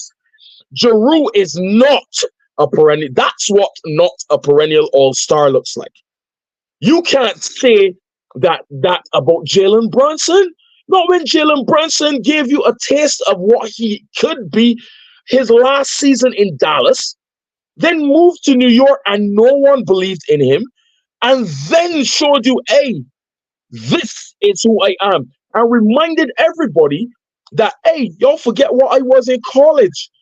So if we're saying that he's having that phenomenal of a season, that he may not replicate a 30 whatever average for the entire season. By the way, as the lead guard in a Knicks franchise in this era of basketball, though I agree with you that 22 a game is not all-star level, simply because of the same point I brought up earlier, in that you got to put up more. You have to put up more. He's not going to drop to 20. I do not see left-handed Jalen Brunson or unorthodox playing for the New York Knicks, who, by the way, my point to your first 1A point was, I agree that pressure does descend, but I think that they're thriving because they're playing like they have nothing to lose. Like, we know what New York is, and if we get beat, we know we can get cussed out by everyone anyway. So we just going all out. That's why I think they're doing as well as they're doing, and that's not ignoring the probability of what you stated with the pressure and what's not. But here is where I press the bell and get off of your bus, Jordan, because to say Jalen Brunson is not an all-star, you realize Jalen Brunson has been playing at MVP level, if not for Nikola Jokic, Jason Tatum. It's nothing regarding this season. This is my prediction for next season. So listen, but that's almost, that's so callous to say. You realize that what Jalen Brunson has done this season, yeah? Okay, philosopher moment. When Allen Iverson hit the league in 1996, Philly knew they had something special, and he still was not, though he was box office from night one, he would then become Allen Iverson until the lockout year in 98, 99. So you're comparing Allen Iverson to Jalen Brunson, is what So, you're saying? yes, you know why? Yes, Because yes! You know why? Because when he went, no one was considering Allen Iverson as an MVP candidate up until when he did it in 2000, 2001. That's a fact. I don't know about that. I don't know. Guys. No, hello. I'm not even sorry, Matt. No. Let me educate the youngster. because this is not brushing the greatness that is Allen Iverson. It's a big statement. This is not you have to understand. You have to understand what I'm addressing. What you just said. This is not brushing the greatness of Allen Iverson. You know, this is saying what a lot of people also said, that after 2001 and his MVP year, that Allen Iverson was going to fall off. He's not going to be as great, and he ain't going to replicate that again, and blah blah blah blah blah. The Sixers fell off. Allen Iverson never did. Then he went to Denver, never fell off, like ever. You to state that Jalen Brunson is going to fall off. First of all, he's not an all-star. Like in the East, I want you to tell me 4 guards. 4. I want you to tell me. You ain't gonna do it right now because I don't want to waste no more of the shooters' lounge time. But I want you to tell the people 4 guards that are going to have better years next season. 4 guards than Jalen Brunson, and we gonna hold you to that, my brother. Well, now let me put back on my shades, because your BS blatantly right there, so my bro. What? Jalen Brunson not perennial all-star. Also here. What? Come on, man. Jordan, dare I ask, Jordan, have you got a prediction for this series, bro? I'll keep it short. Yeah.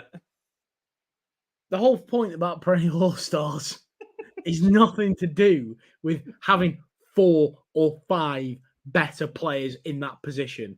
It's about whether you can see them being consistently there for the near future. Can you see those players stacking up that position at the All-Star? Is Trae Young? Is Trae Young an All-Star? Is Trae Young an All-Star? Right. Before I answer that, I'll let you. No, bro, I'll let you speak. So just let me get this out, because I sat there and I sat there and I listened. So let me just say the rest of this. 4 or 5 players is a lot of players. All right. So especially in one specific position. So you saying 4 or 5, I'm not saying that Jalen Brunson is going to end up having a worse season than 4 or 5 point guards, because I don't believe that to be the case, especially when you're in the East. The East. I didn't even say point guards. I said guards. So 1 or 2. Call 1 or 2. So in that case, if it's a 1 or 2, there's more competition. So yeah, that's what I mean. So we comparing this season to next season. You see what I'm saying? But go for it. Now, off the back of what you said, that very long preluded conversation about Jalen Brunson, maybe it turns out that Adam's secret team, just like apparently my secret team is the Magic, turns out maybe no, my secret team is not Knicks. No, stop that. Come right down right now. No, sir. I have never gone into bat for a player that is not a Celtic the way that you've just gone into Jalen Brunson. So it's making me think that no, sir. Why are you trying to antagonize? No, sir. Objectivity made me question your statement, brother. That's all that was. So, let me let the listening public. Let me clarify that for the listening public. Objectivity alone, sir.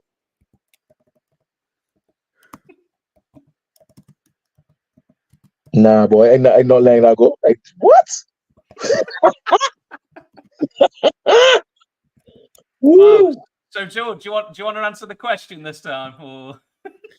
I'll answer the question. I'll let sleeping dogs lie. Go on, mate. Are you gonna? How's this series gonna turn out, bro? Pacers Knicks. My answer is gonna be it's 5-1 to the Knicks. 5-1, 4. 5-1. Yeah, it could be even better. Man's giving the Knicks even more games now. But who's the Knicks fan now? It's the Knicks. It's the Knicks in 5. It's the Knicks in 5. Knicks gonna win 4-1.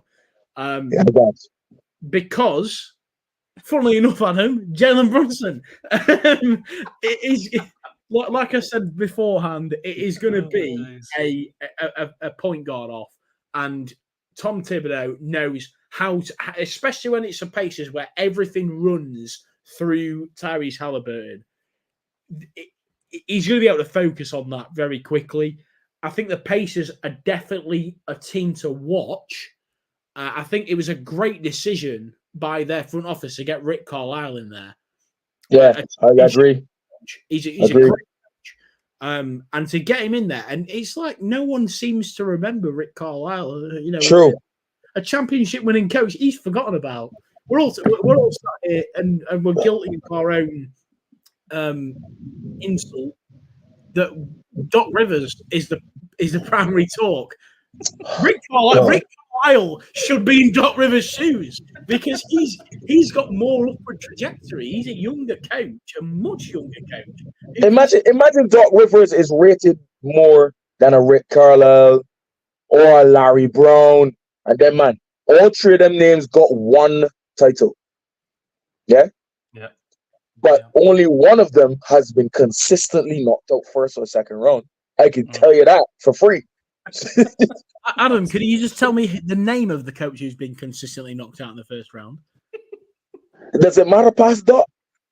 I was expecting you to just say Doc Rivers because we all know about we all know. 15 lists and Doc Rivers. Yeah.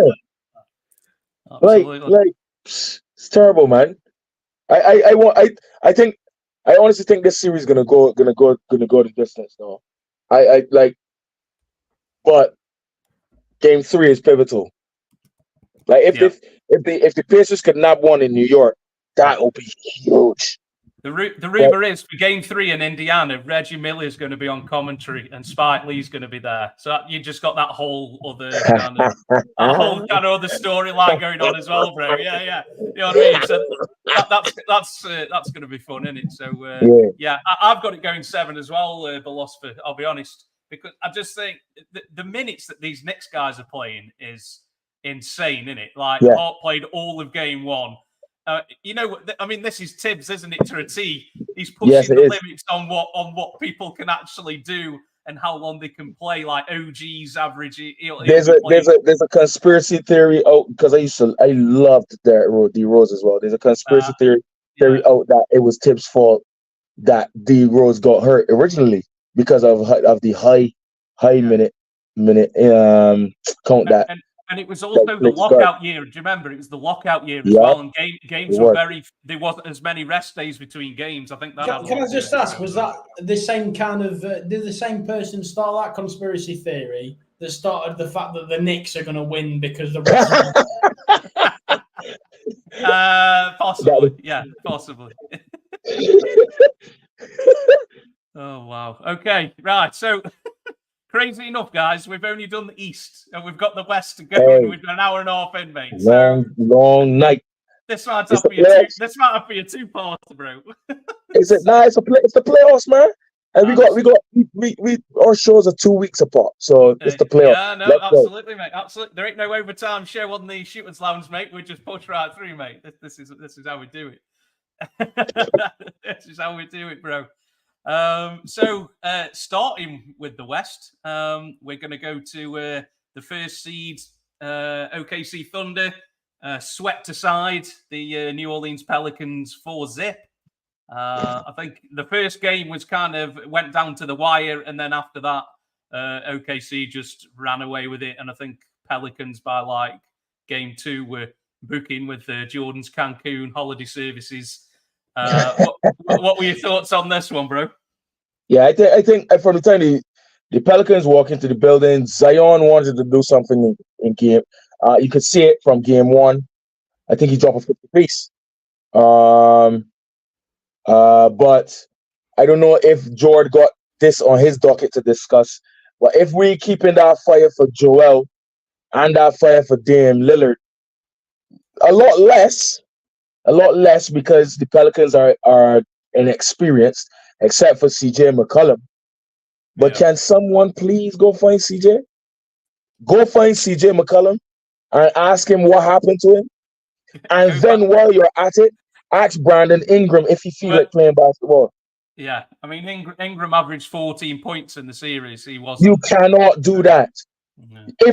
And seeing that me and Jordan had that big fallout just now about all stars falling off, if he's gonna use that type of example as to what what happened to Jalen Brunson, even though Ingram never did at no point what Jalen Brunson is doing this season.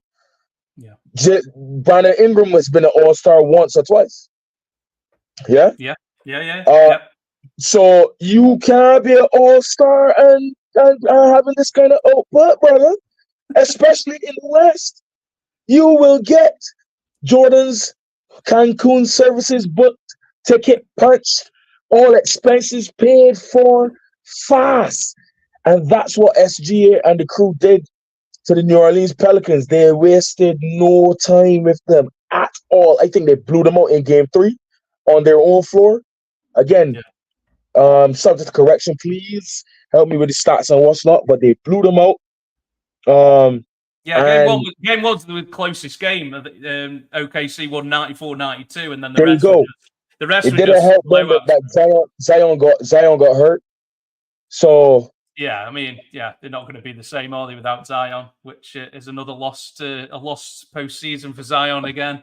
The OKC Thunder need their flowers because the whole season they've been doing it. All the inexperience. If they brought up a Lakers or a Clippers, early, even though it's their low seeds, will they be able to handle them? Hey, the OKC Thunder about business. The guard is changing. I keep telling people the guard changing and man not playing, youngsters not playing. So OKC Thunder. I thought Pelicans would make it hard for OKC, but apart from game 1, I think it was a wrap. I think in game 1 they played Valanciunas more, and he was killing them on the boards. I think he had 20 boards in game 1, and then they kind of went away from it and they played small, and it fed right into OKC's hands, and they couldn't do anything with him. Because OKC, even in that close game, realized what Valanciunas was doing, and I was like, all right, well, we can try to draw him out. Yeah. So in retaliation to that, the Pelicans was like, all right, we gotta match them speed for speed because Josh Giddey's and even the Jalen Williams, who plays a 4, is a stretch 4, really and truly. So to spread that and match them speed for speed, to which, like you said, the Pelicans should have not gone away from that. They should have told the Thunder, all right, well, if you can beat me from the perimeter, beat me from the perimeter. And make men like what the Latin boy name? For the Pelicans, defends the ball so well. Yeah. I got it. Herb Jones. Not Herb Jones. Another one. The other one that likes to do the steal when he hides in the corner. Alvarado, yeah. Alvarado. Make them boys, Herb Jones, and them boys, make them hunt the perimeter cats and keep Valanciunas on the court because he was providing a problem, even for the likes of Chet. But they went away from it, and OKC was like, yeah, free lunch. Free lunch. Literally, it was all she wrote after that, mate. It was all she wrote. Yeah. George, call the fat lady. Any thoughts on this? That was it. Yeah, man, absolutely. George? Yes, mate. Any thoughts on this matchup? How it finished? Yeah. We called a sweep as well, innit? For this. No, I did. I did. I proudly called a sweep for the Thunder. You called it, man, yeah. To requote myself on that night, I said the Thunder are the Magic on steroids. That is the exact thing that I said to you that afternoon when I was in the kitchen, when I was sat at the dining table, very hungover, with these shades on that have since caught a trend. That the Thunder were Magic on steroids. And that is the case. They are... It's a case of they've not been bitten yet. So it's not a case of once bitten, twice shy. They've not been bitten. So the sky is the limit for the Thunder. The Thunder... The Thunder beat the Nuggets in the regular season. Now, let me. The same Thunder lost to the Lakers twice, I think, in the regular season. Mhm. But these Thunder not playing. These Thunder not playing. But let me tell you one thing about the Thunder that I think the vast majority. I think Adam, your Lakers will agree with me when I say this, and I know Celtic fans will agree with this. I know Heat fans will agree with this. I know Bucks fans will agree with this. Basically, if you are a good team and you are in the precipice of winning a championship, you will agree with this. The way that they have gone about winning this and pairing this team together with all the trades and literally putting yourself in the toilet to get this team together, that's not the way you do things. No one will say, you know what, we're really happy for the Thunder. In retrospect, in 5, 6, 7 years' time, I don't know. I see your point, but I don't know if I fully agree for this reason. This is a cheap way. It's a cheap exploit. But they did, for instance, they didn't ask for SGA. No. But can I finish my point before? Yeah. But the only thing I'm saying is that this is a cheap way and an quote unquote easy way. It's an underhanded way of building a team ready to win a championship. And that is why no one is going to look at you and say, oh, wow, you've built this team from the ground up. Because no, you haven't. You've suffered for a couple of years. And now all of a sudden, you've got the number one recruit in the country in Chet Holmgren. You've got SJ. Yeah, all right. They never directly targeted him. But at the same time, when the Clippers traded him, they didn't know that SJ was going to be anything close to the caliber. So that was in no uncertain terms, and for lack of a better word, a fluke trade, because they didn't know that they were going to get back the caliber of player that they've got now. So I think when we say, oh yeah, well done Thunder, they've wanted to do this since you can go back to the Kevin Durant trade, way back in the day, when they got draft.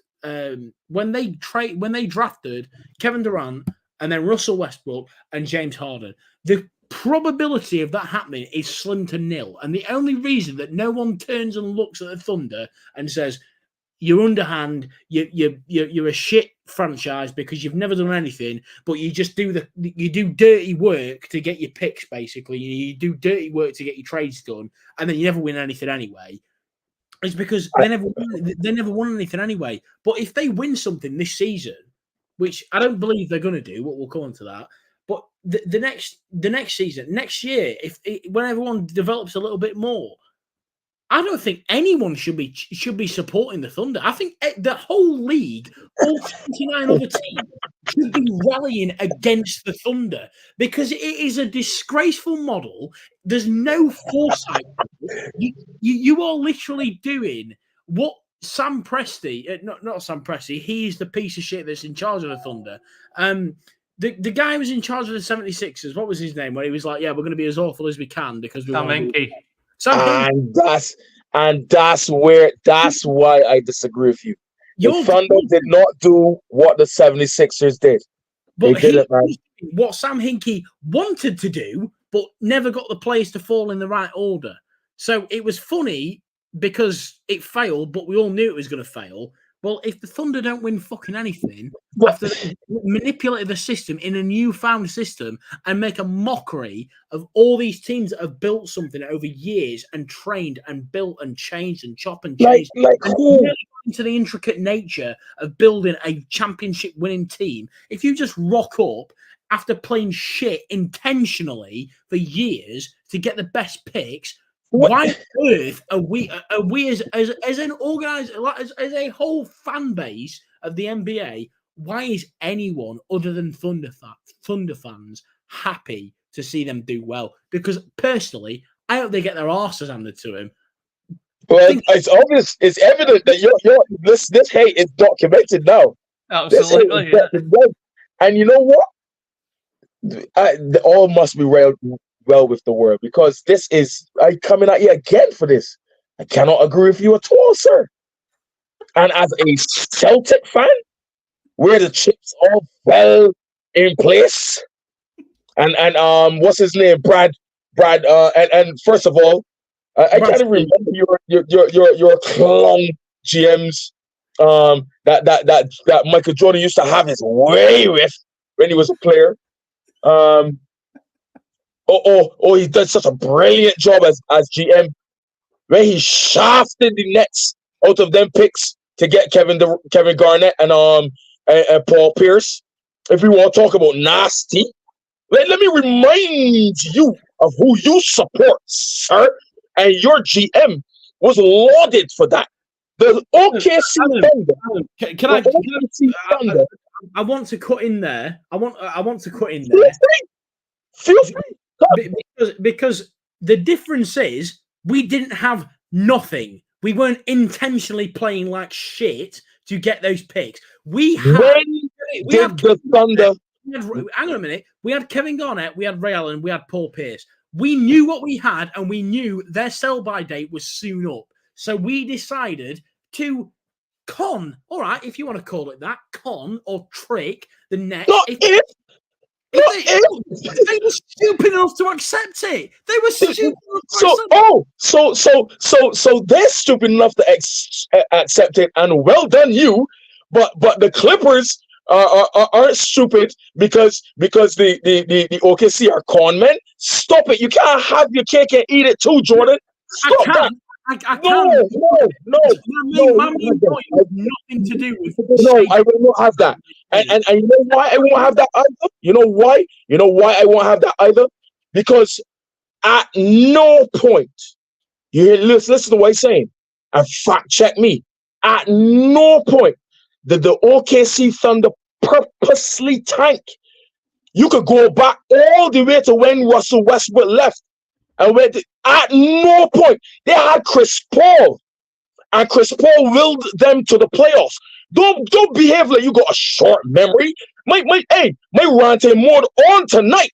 The OKC Thunder, every time someone wanted something from them, they said, okay, if you want this, you gotta give me that. And like with Paul George, and they said, well, give me SGA then. SGA actually was not playing badly for the Los Angeles Clippers. He was a starter. No one expected him to become MVP SGA, and that's why the Clippers parted with him so nicely, because even now the media perpetuates, imagine if they still had SGA, because the OKC Thunder has had a steal. OKC has grafted big picks from teams who wanted things from them ever since they had the Kevin Durant, Russell Westbrook, James Harden, with what's his name? The guy that wore number 2, Reggie Jackson. I could call Cornier, Serge Ibaka.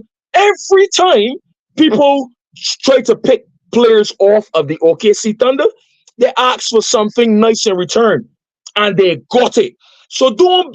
I'm sorry, and yet you can. If by comparison you want to talk about teams tanking, the best example obviously is Philadelphia 76ers. But I refuse to let the San Antonio Spurs off the hook for what they do to try to get Wemby. Again, after nobody and forgetting, a lot of people like to forget what they do to get Timmy D. And all the way back to David Robinson, when they get him and then send him back to college, and then he come. The OKC Thunder deserve their flowers, Jordan. I'm not gonna let you do that to them. You might hate them because, as a matter of fact, they're pulling off how you should build a damn franchise. The Magic failed at it. The Cavs have failed at it multiple times. The Bulls have failed at it multiple times. The Lakers have failed at it multiple times. And you're Boston, let's get lauded for it, for picking picks off of people after calling people out of them said same picks, and now you all blast the OKC Thunder for flourishing off it. Nah, Jordan, man.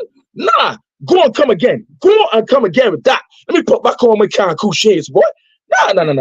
We not having that tonight. Jordan, I think you're trying to kill the philosopher. I think the man's going. So they've never tanked. Them man had Carmelo, Russell Westbrook, Paul George, and Carmelo. Paul George had arguably one of his best years ever in OKC. What you talking? OKC never purposely tanked. Stop that right now. Philosopher. Let George retort, bro. The main point I've got is that at the point that my beloved learned friend that I have only got respect for decided to interrupt before I had a chance to finish even half of the rest of the story that I was going to tell. So it cut off bits that might have added some context to what you were saying. However, I digress because I want to address the fact that you said tanking. At no point did I say that the OKC purposely tanked.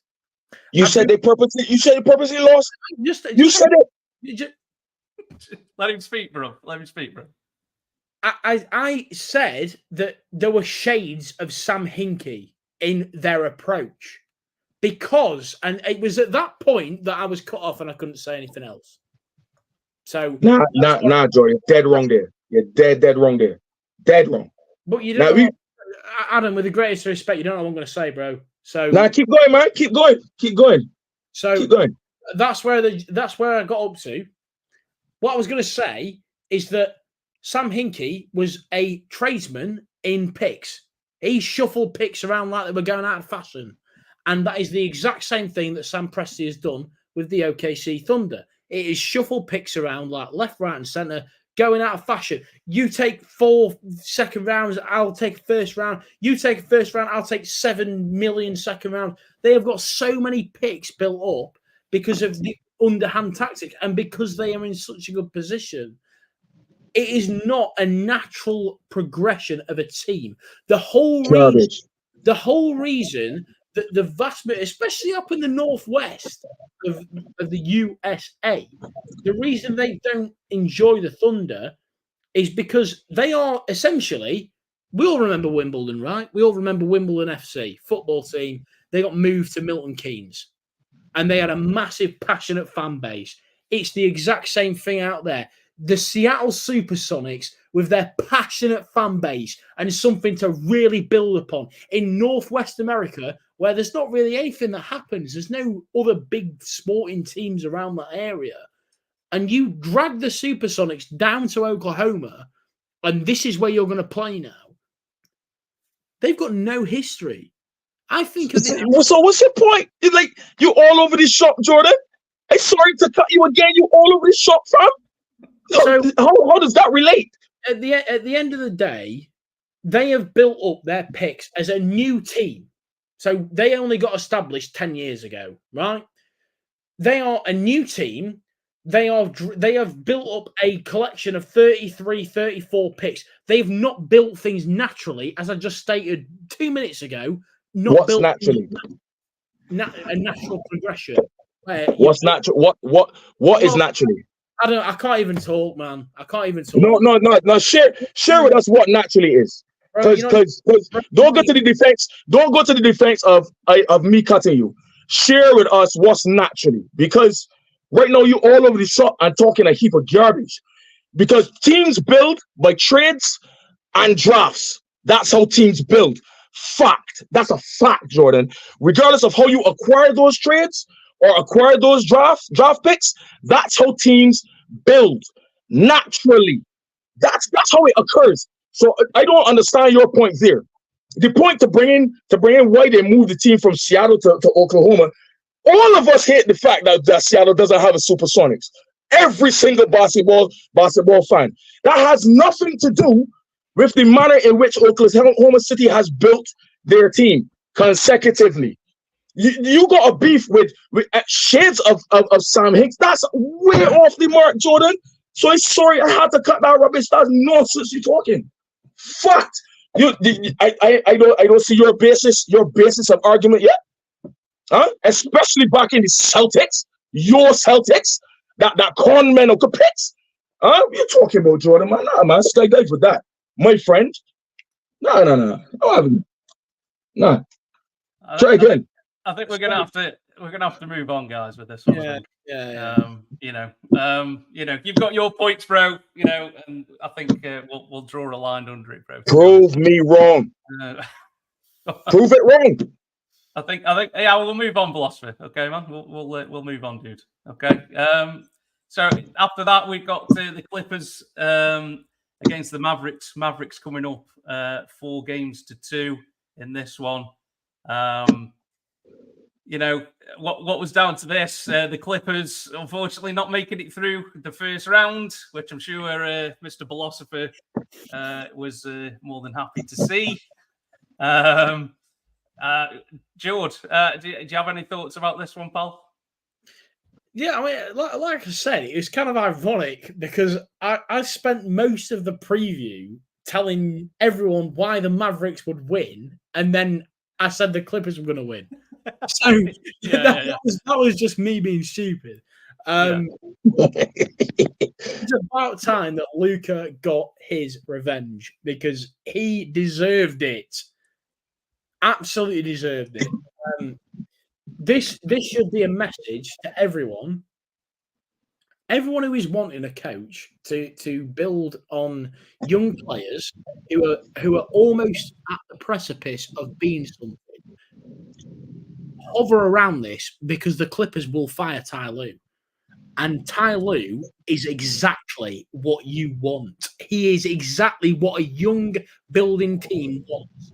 So every single young team with a young core could be watching this like a hawk because the Clippers don't understand. They don't realize what they've got. They've got a great coach and they don't realize it.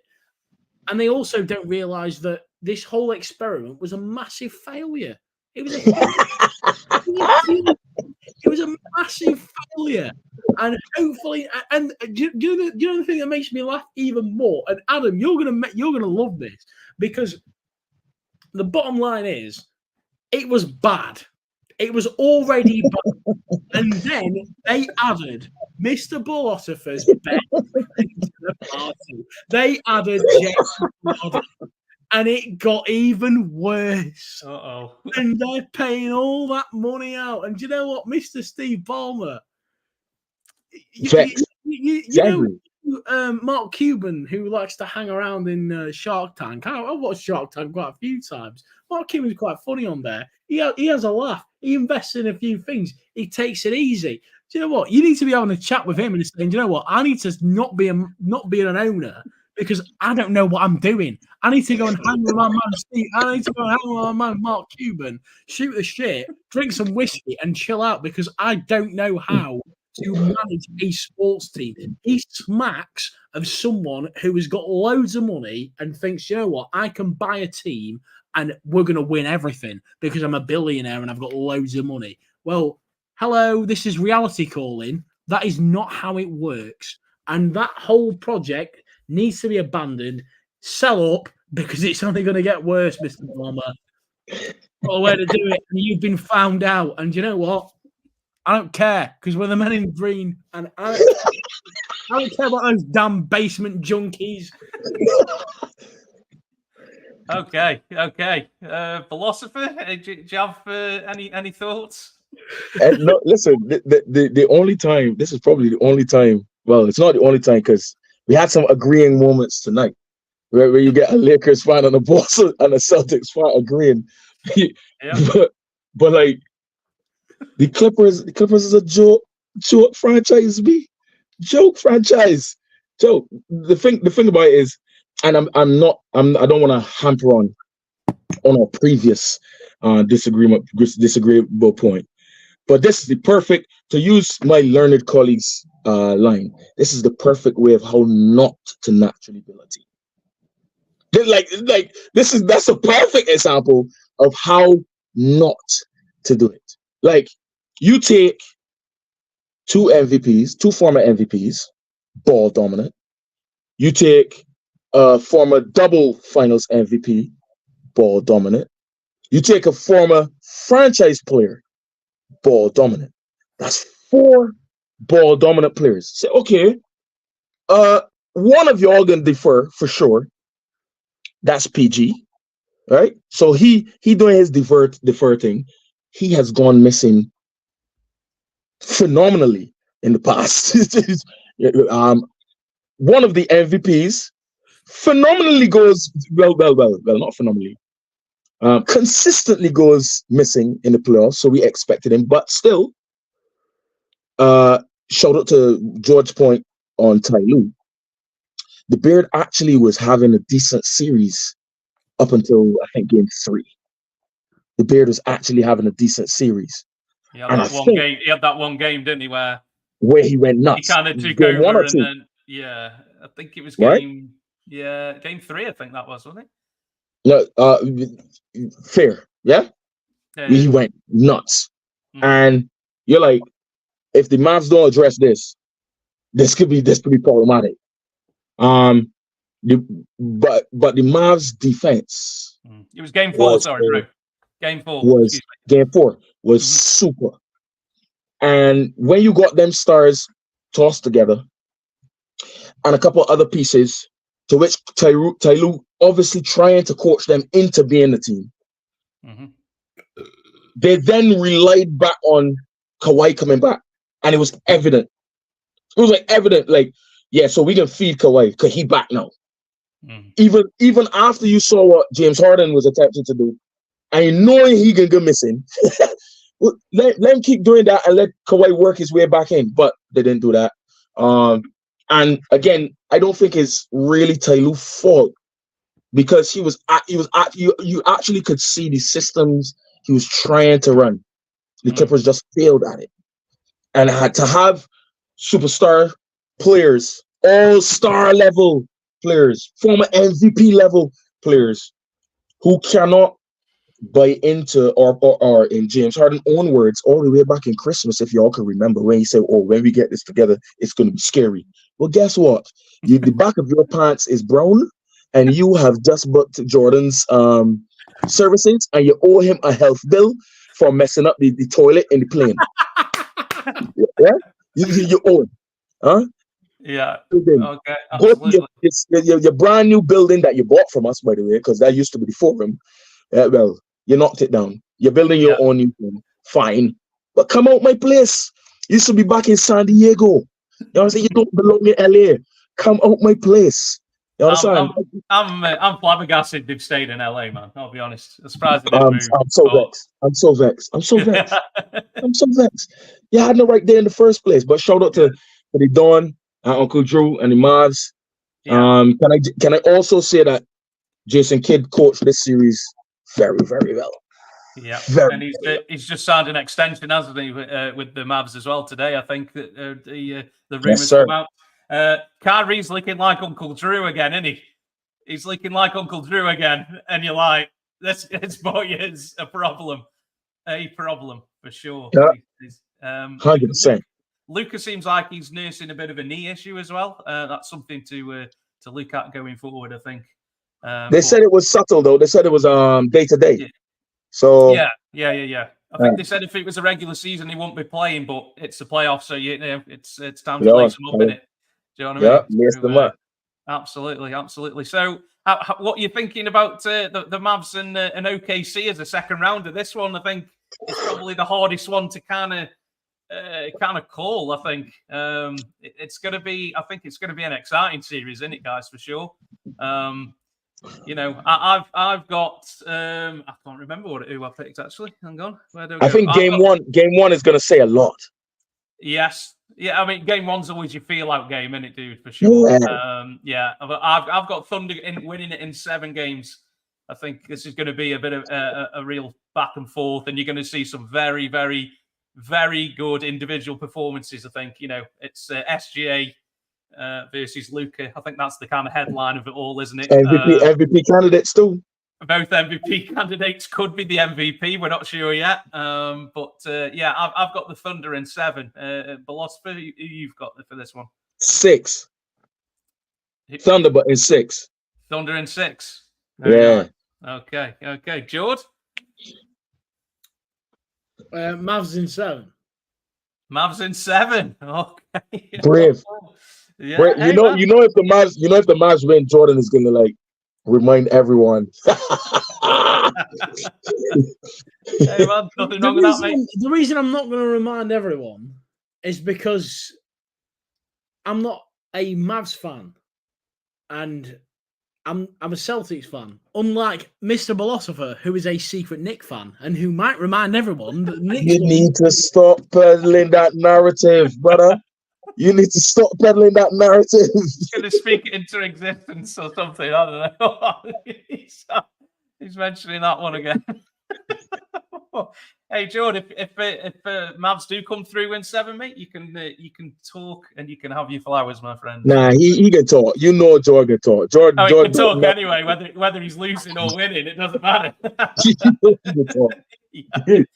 Why is he chirping? They're down 30. It doesn't matter, mate. It's fine. So what's that noise? I'm sure. Is it the wind?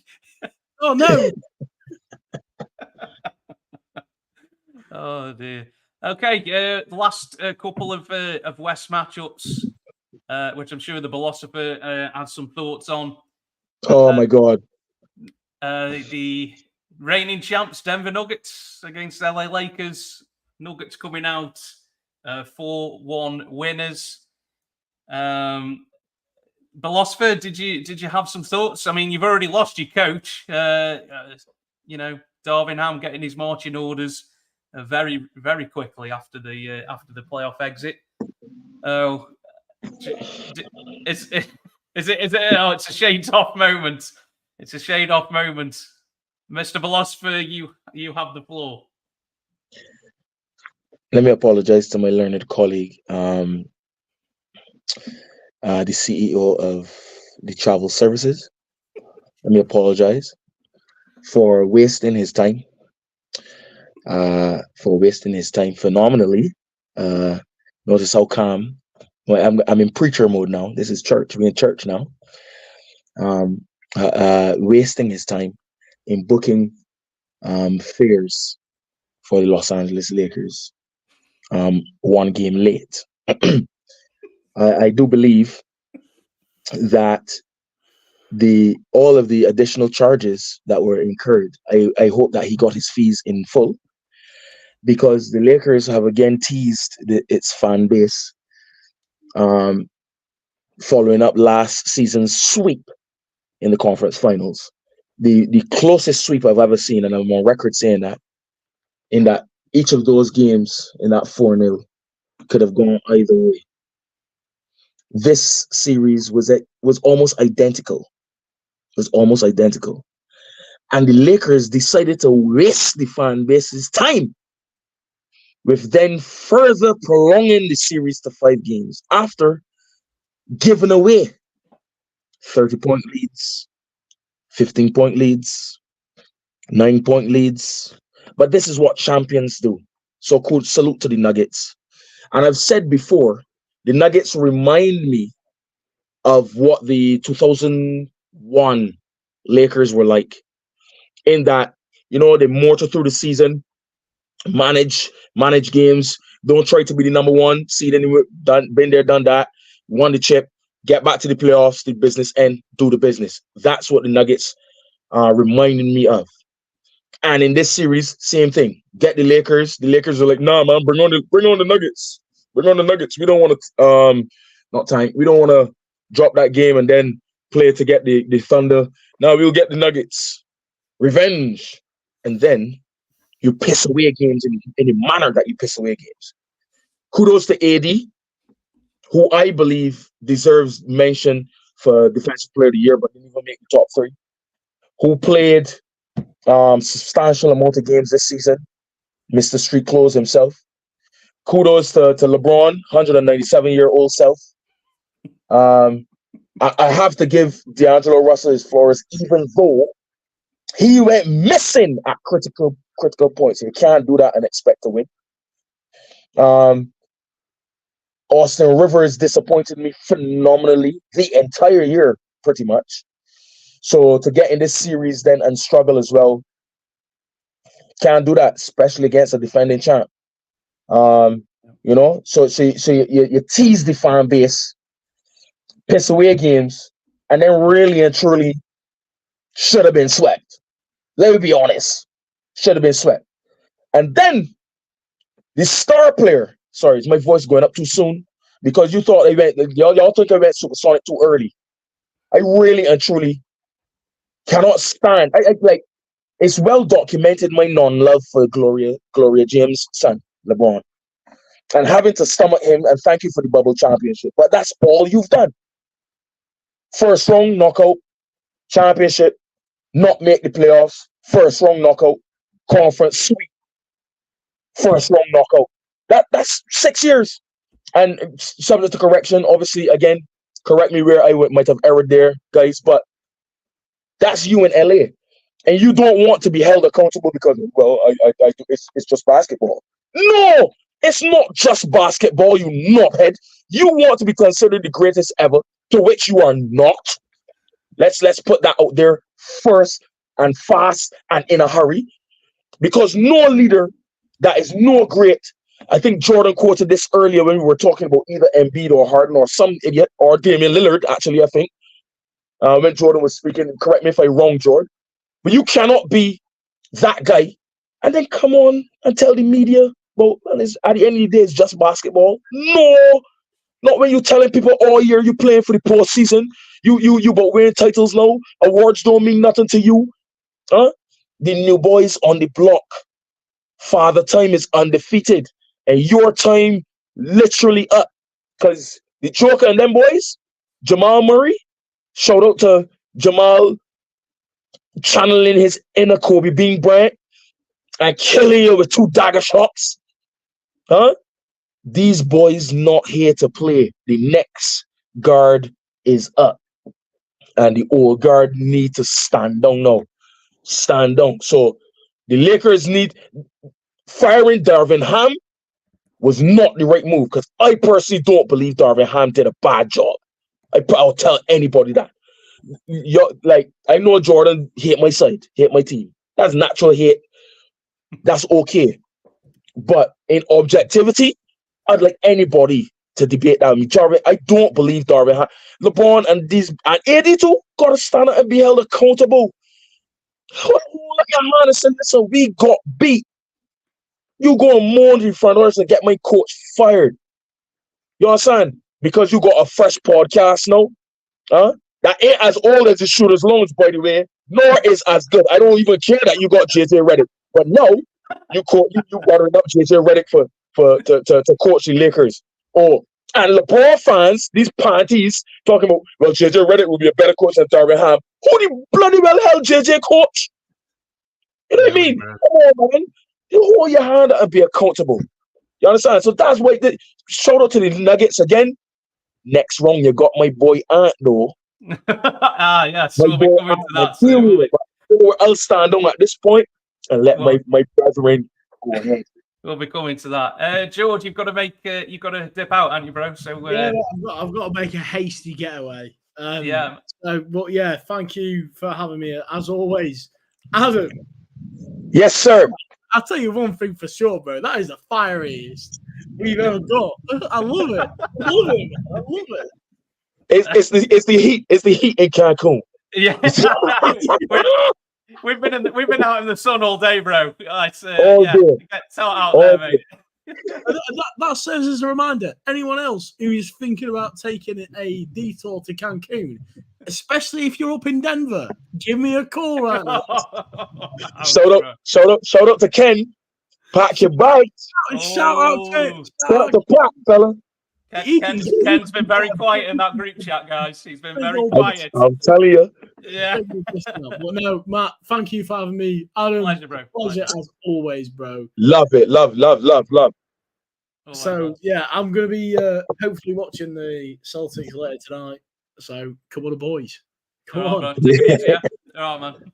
All right, mate. Take care. Take care, man. Peace. Yeah, I think, like you said, bro, I think you kind of covered it there, dude. I think the Nuggets are just a bad matchup for the Lakers. We talk about matchups and things, don't we, all the time in the playoffs. Sometimes you just come across a team that you just don't match up well with, and they kind of have your number, don't they? And Yeah. I think the Nuggets knew it, didn't they? Even when, like you said, you got yourselves into some good positions in these games, but then, like, you know, the Nuggets were just like, yeah, okay, well, you know, we'll take this game now, and that's, you know, there was, all right. like you say, It's time now. all very winnable games in each time. But I think I don't know. Does it almost become psychological at some point where you just like this team just? It might be. It might be because, like Stephen A said, opening night, ring ceremony, beat the brakes off of you. Kobe statue, beat the brakes off of you.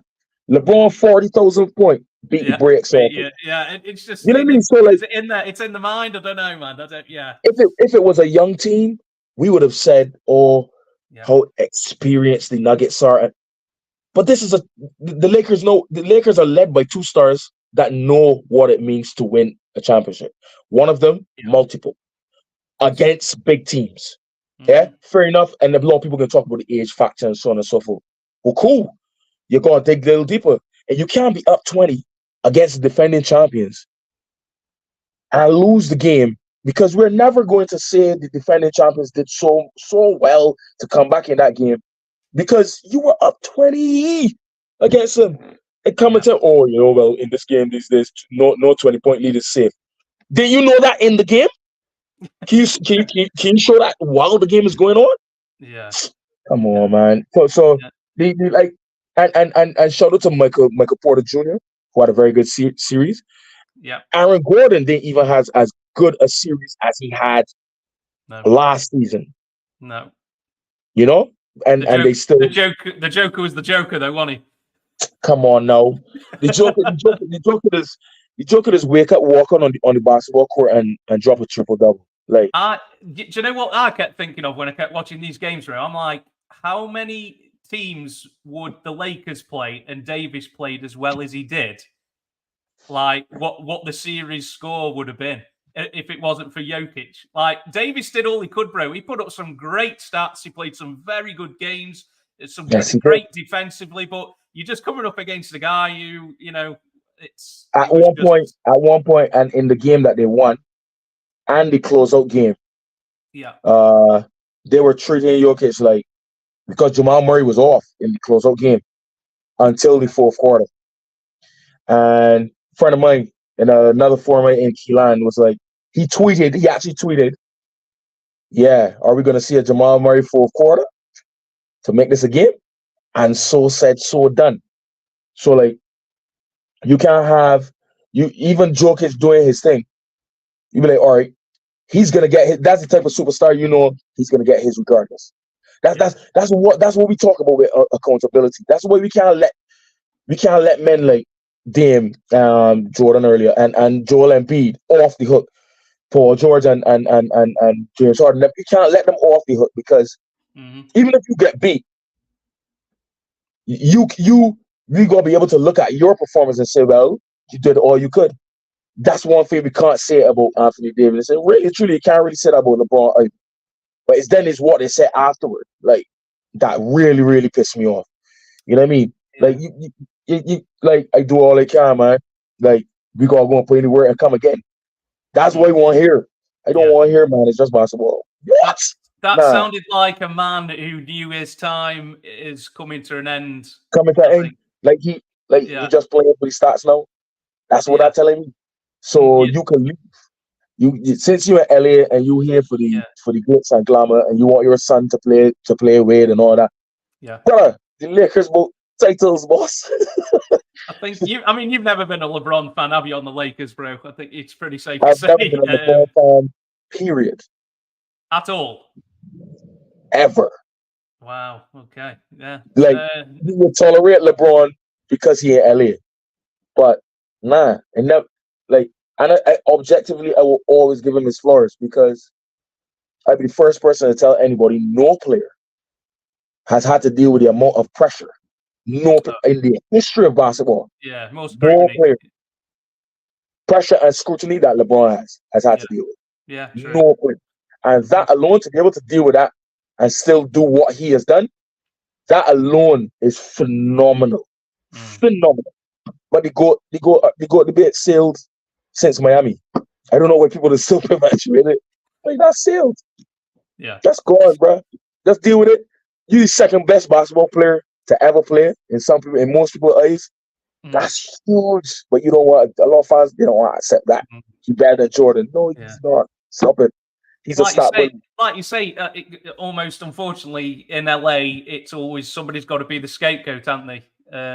And obviously, unfortunately, this season it was Darvin Ham, and he's lost his job. I mean, all it takes is for LeBron to come out and say, "No, we all failed as a collective." Exactly.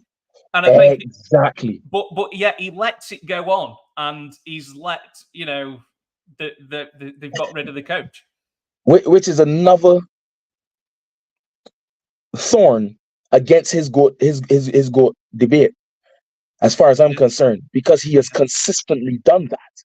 Yes. This will now be his fourth coach in Los Angeles alone. Vogel, Darvin Ham. Vogel, Ham. He had, what's his name? Walton. Yeah. He had him. He had Mike Brown too. Yeah, did he have Mike Brown? I don't know. I think it was before. Brown was before, wasn't he? He might have been before. Cool. Yeah. But this would be 4. This would be number 4 then. The next one, yeah. Who are you bringing in though, bro? That's another thing. It's who you bringing in. Which I'm sorry, Jordan is gone, because to Jordan's point of the Clippers in danger of losing Ty Lue. That's exactly what somebody like LeBron wants to happen. Because again, I raised the point earlier of him in Miami when they tried to do that to Eric Spoelstra after getting beat, reverse from 2 was it 2-0 up or 2-1 up, and get beat from Dallas. Right? They wanted to get rid of Eric Spoelstra, and Pat Riley had to put him in his place. Yeah. You understand? He did it also to David Blatt when he went back to Cleveland. This is not new. He got him fired halfway through the season. That's when they got Team Lewin and they won the title. So if you're LeBron, he's like, well, we did the right thing, didn't we? But did you? Because you get the breaks beat off of you. The next 2 years, you got the breaks beat off. You got swept twice. The next 2 years, I'll beat 4-1 and sweat or something like that. 4-1 sweat, yeah. You know what I mean? With the same coach that you said was a better job. Yeah. That you then caused to lose his job in Cleveland. The same time. You know, so you're never accountable. You never hold up your hand. No. You cannot be in no GOAT debate for me. With that, you a start bully. You know what I'm saying? Yes, you've done well. You've won rings and all that you put together teams. All that, yes, but no. I'm sorry. Again, to the big getaway tonight between me and Jordan, or building teams naturally. That's saying LeBron never do for sure. No, well, yes, yeah. He might have been the start of it, mate. I don't know. But... Exactly. You know what I mean? So I can't. It's pretty safe to say, though, isn't it, that there's nobody in the Lakers organization who's going to check LeBron like Pat Riley would, is he? There isn't, because who's going to do it? Because Jeanie Buss isn't going to do it.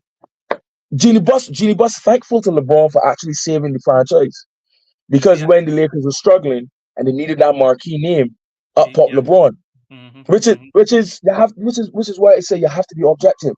You have to recognize for what it was. So thanks. You know what I mean? If not for LeBron, we would never have an AD. Yeah. But then you got to be ruthless enough, like a Jerry West, like a Mitch Kupchak, you know what I mean, to say, hey, Braun, your time up. Either you play in a diminished role, and we're looking for another star to pair with AD. You know what I mean? Jerry West, hey, we open to trades for LeBron. If he's staying on, we open to trades for LeBron.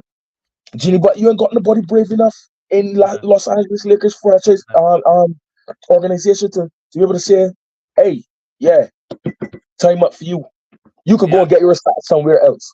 And that's what made Dr. Buss such a great owner, isn't it? Because there was nobody bigger than the franchise, was there? It was okay. Well, when it was time to tell Kareem, go take a back seat to the Magic Man, boss. Yeah, take a back seat. trading Shaq, picking Kobe. It's like Shaq, it's starting to go out, and I think they're missing that kind of stature I mean, picking up. You know what I mean? to get Shaq, the man had Vladi Divac, Eldon Campbell, had a nice little core, Nick Van Axel, Eddie Jones, nice little core. The man over here that Shaq want 150 and the Magic stalling. Man, so what? We'll have that. Yeah, we'll make that when he signs, mate. Like, you know what I mean? I can't get you 150, but I can get you 120. Shaq said, sign that line. Sound, mate. Yeah. Oh, yeah. You got to be able to make them. Yeah. So yeah. I don't. And what's sad is LeBron leaves teams in his wake. Yeah, he leaves them in a terrible position as well when he leaves them. Yeah, like you say. Yeah. It is, so I know whenever he done at LA, it is dire days. We thought it was bad after Kobe. Yeah. Speaking of dire days, let's talk about the final first round. I want to hear you. I want to hear you. I need another pina colada.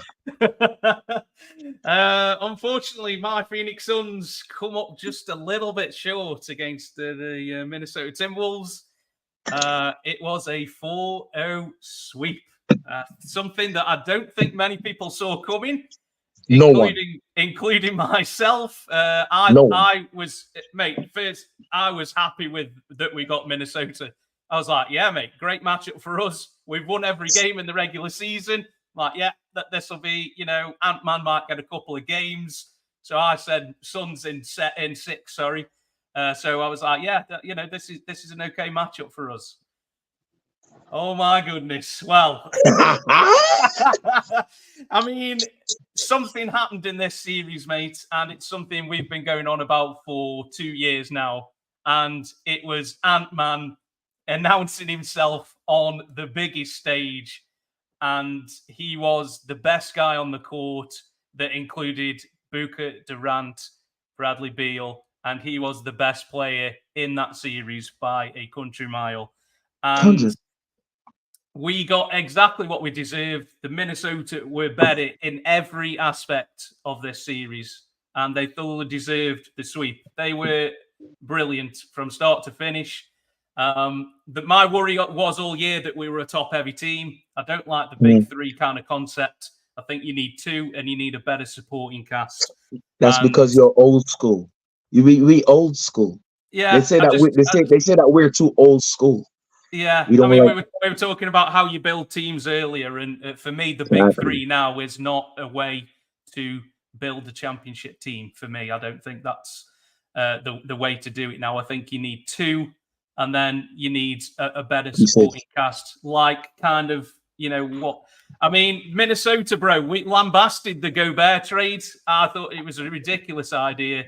Like, what the hell are they doing? They give up a lot. They did give up a lot, to be fair. But now who cares? Because now the Timberwolves are steamrolling. They steamrolled the Suns, and obviously we'll come to the next series. They're doing something else to someone else as well, aren't they? So I just think for the Suns, now we're kind of going through what the Lakers are going through. Now we're trying to look at somebody to blame. Is it Frank Vogel? Is it the coach? Is it the players? They're not, they didn't perform. Beal struggled. Game 4 was particularly bad game for Beal. I've never been swept.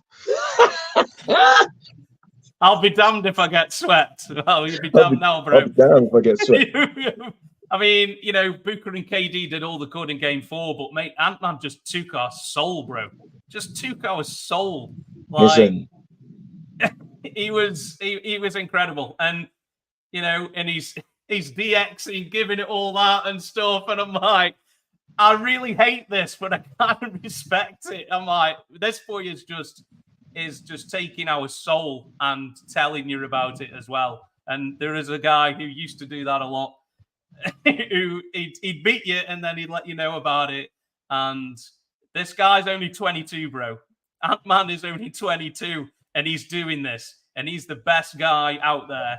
And You know, the Suns, people like, oh, we need to break up the three. I don't know. Well, we can't trade Beal because Beal's on a no trade clause. So he needs to agree if we go anywhere. Oh, shit. Oh, I'm sorry. Dude, we're paying KD, Book, and Beal next year with $150 million. Ouch. That is, I think, more than 10 teams' whole salaries for next year. We are in salary cap. We're above the second apron, bro. We're going to be paying like $50 million in luxury tax, bro. It's going to be. I don't really know how they're going to kind of get out of it, but they went all in. Matt Ishbia went all in, and it didn't work. So, you know, what the Suns are going to do in the offseason, I have no idea. They took a big swing, and unfortunately, it didn't come off. There was something weird about this team all year. It was very up and down. When it was good, but then some days it was just terrible, awful. Lack of defense, effort. We haven't got many dogs on that team, and when you're in the playoffs, you need dogs, don't you? You got no dogs. I tell you, you have got a lot of dogs, mate. Timberwolves, they have got some wolves. That man got wolves. The job they did on Booker, mate, was impressive, bro. They did not let him have a second, and there was somebody right next to him in his jersey, mate, and they stopped him from playing. And with the Suns, it's like I've said it all year, bro, didn't I? I've said it on this podcast. I've said it to whoever says our margin of victory was so fine. Them three had got to average 80, 85 points for us to be anywhere near to be able to be in games in the playoffs. And so Minnesota were like, well, okay, well, you know, two of you can go off, but we ain't letting the third go. Not the third. And so that was it. And it was game over. And there's nobody on our team there who could pick up the slack. I mean, it was a shame Grayson Allen got injured, but I don't think it should have mattered, bro. I don't think it mattered. I mean, Grayson Allen's had a good year, but I don't think it mattered, bro. We wouldn't have made a bit of difference.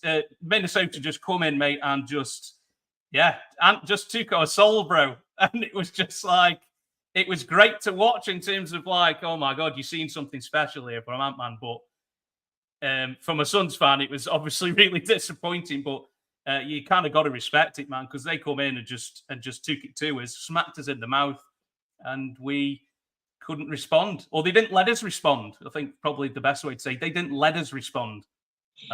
So that's all I've got, mate, right now. So I mean, I know you're hurting. It hurts, bro. Nobody likes getting sweat, bro. Nobody likes getting sweat. Respectfully, no one likes that. No, that's not enjoyable. Respectfully, I respect how you're taking it, because if I was a Suns fan, for instance, I would not be as angry as me, the Lakers fan. If because, like you said, all year that team has been suspect. Mm-hmm. All year I've heard from Suns fans, media personalities, journalists, us, the no point guard is going to be an issue. The moment that the trade happened for Bradley Beal, I felt Beal is one too many. And I've seen it happen too many times. I'm going to reference the Lakers in 2004 when we went and picked up Gary Payton and Karl Malone. One too many. Yeah. Had no right with Karl Malone as far as I'm concerned. Did not need him. GP was an alright pickup because Derek Fish was getting found out the year in front against San Antonio, for argument's sake. I'm going to reference also the Houston Rockets 99 when they went and snatched up. They had Olajuwon and Drexler. The 98 they snatched up Charles Barkley. 97, 98 they snatched up Charles Barkley. Yeah. And then when the Bulls broke up 99, they snatched up Scottie Pippen. One too many. It happens all the time. Happens all the time. Yeah. So, and it's for different reasons. Wait, so like in the case of the Rockets, for argument's sake, you have 4 stars, no guard. You understand? So you had Olajuwon, Barkley, Drexler, Scottie Pippen, no guard.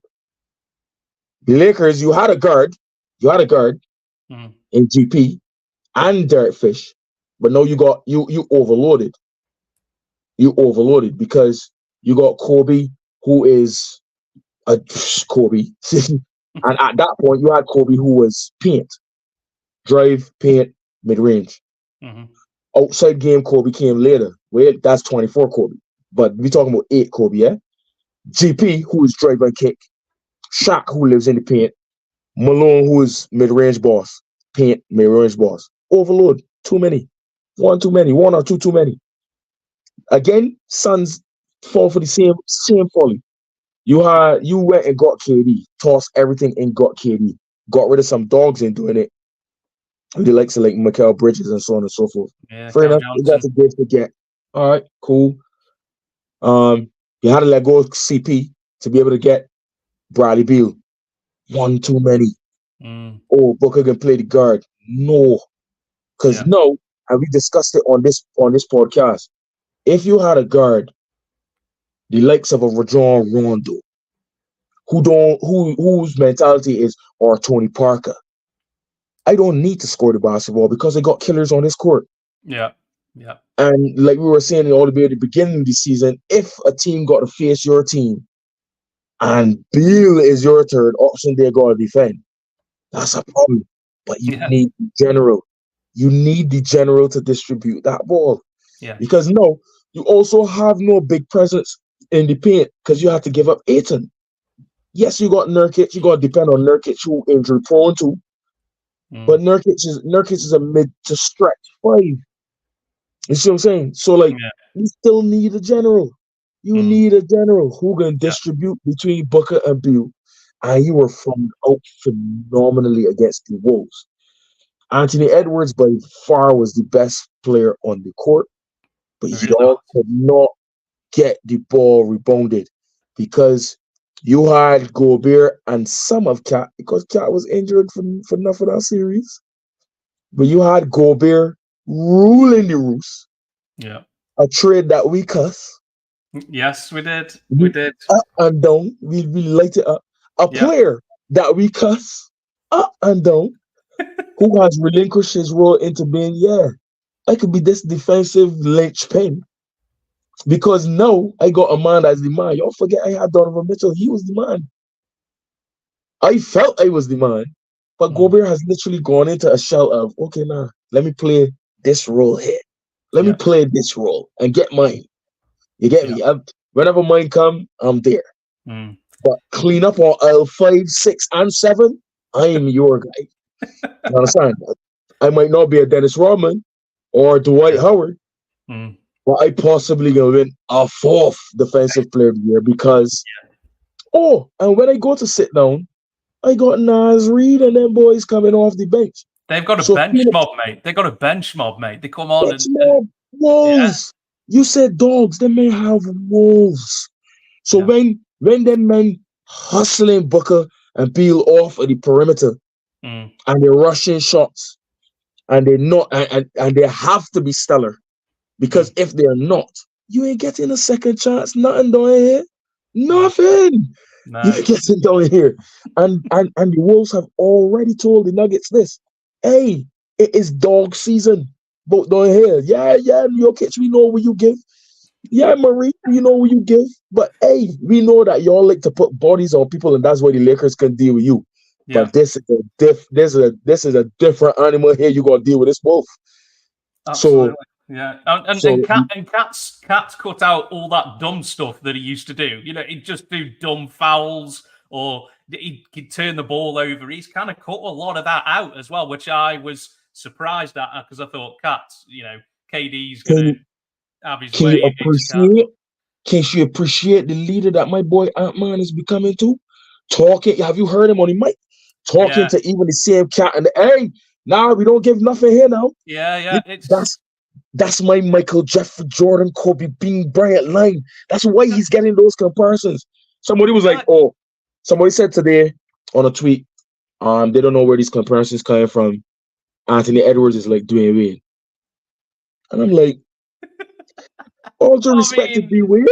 Yeah, but he had his time, But hey, is that guy. I'm loving it.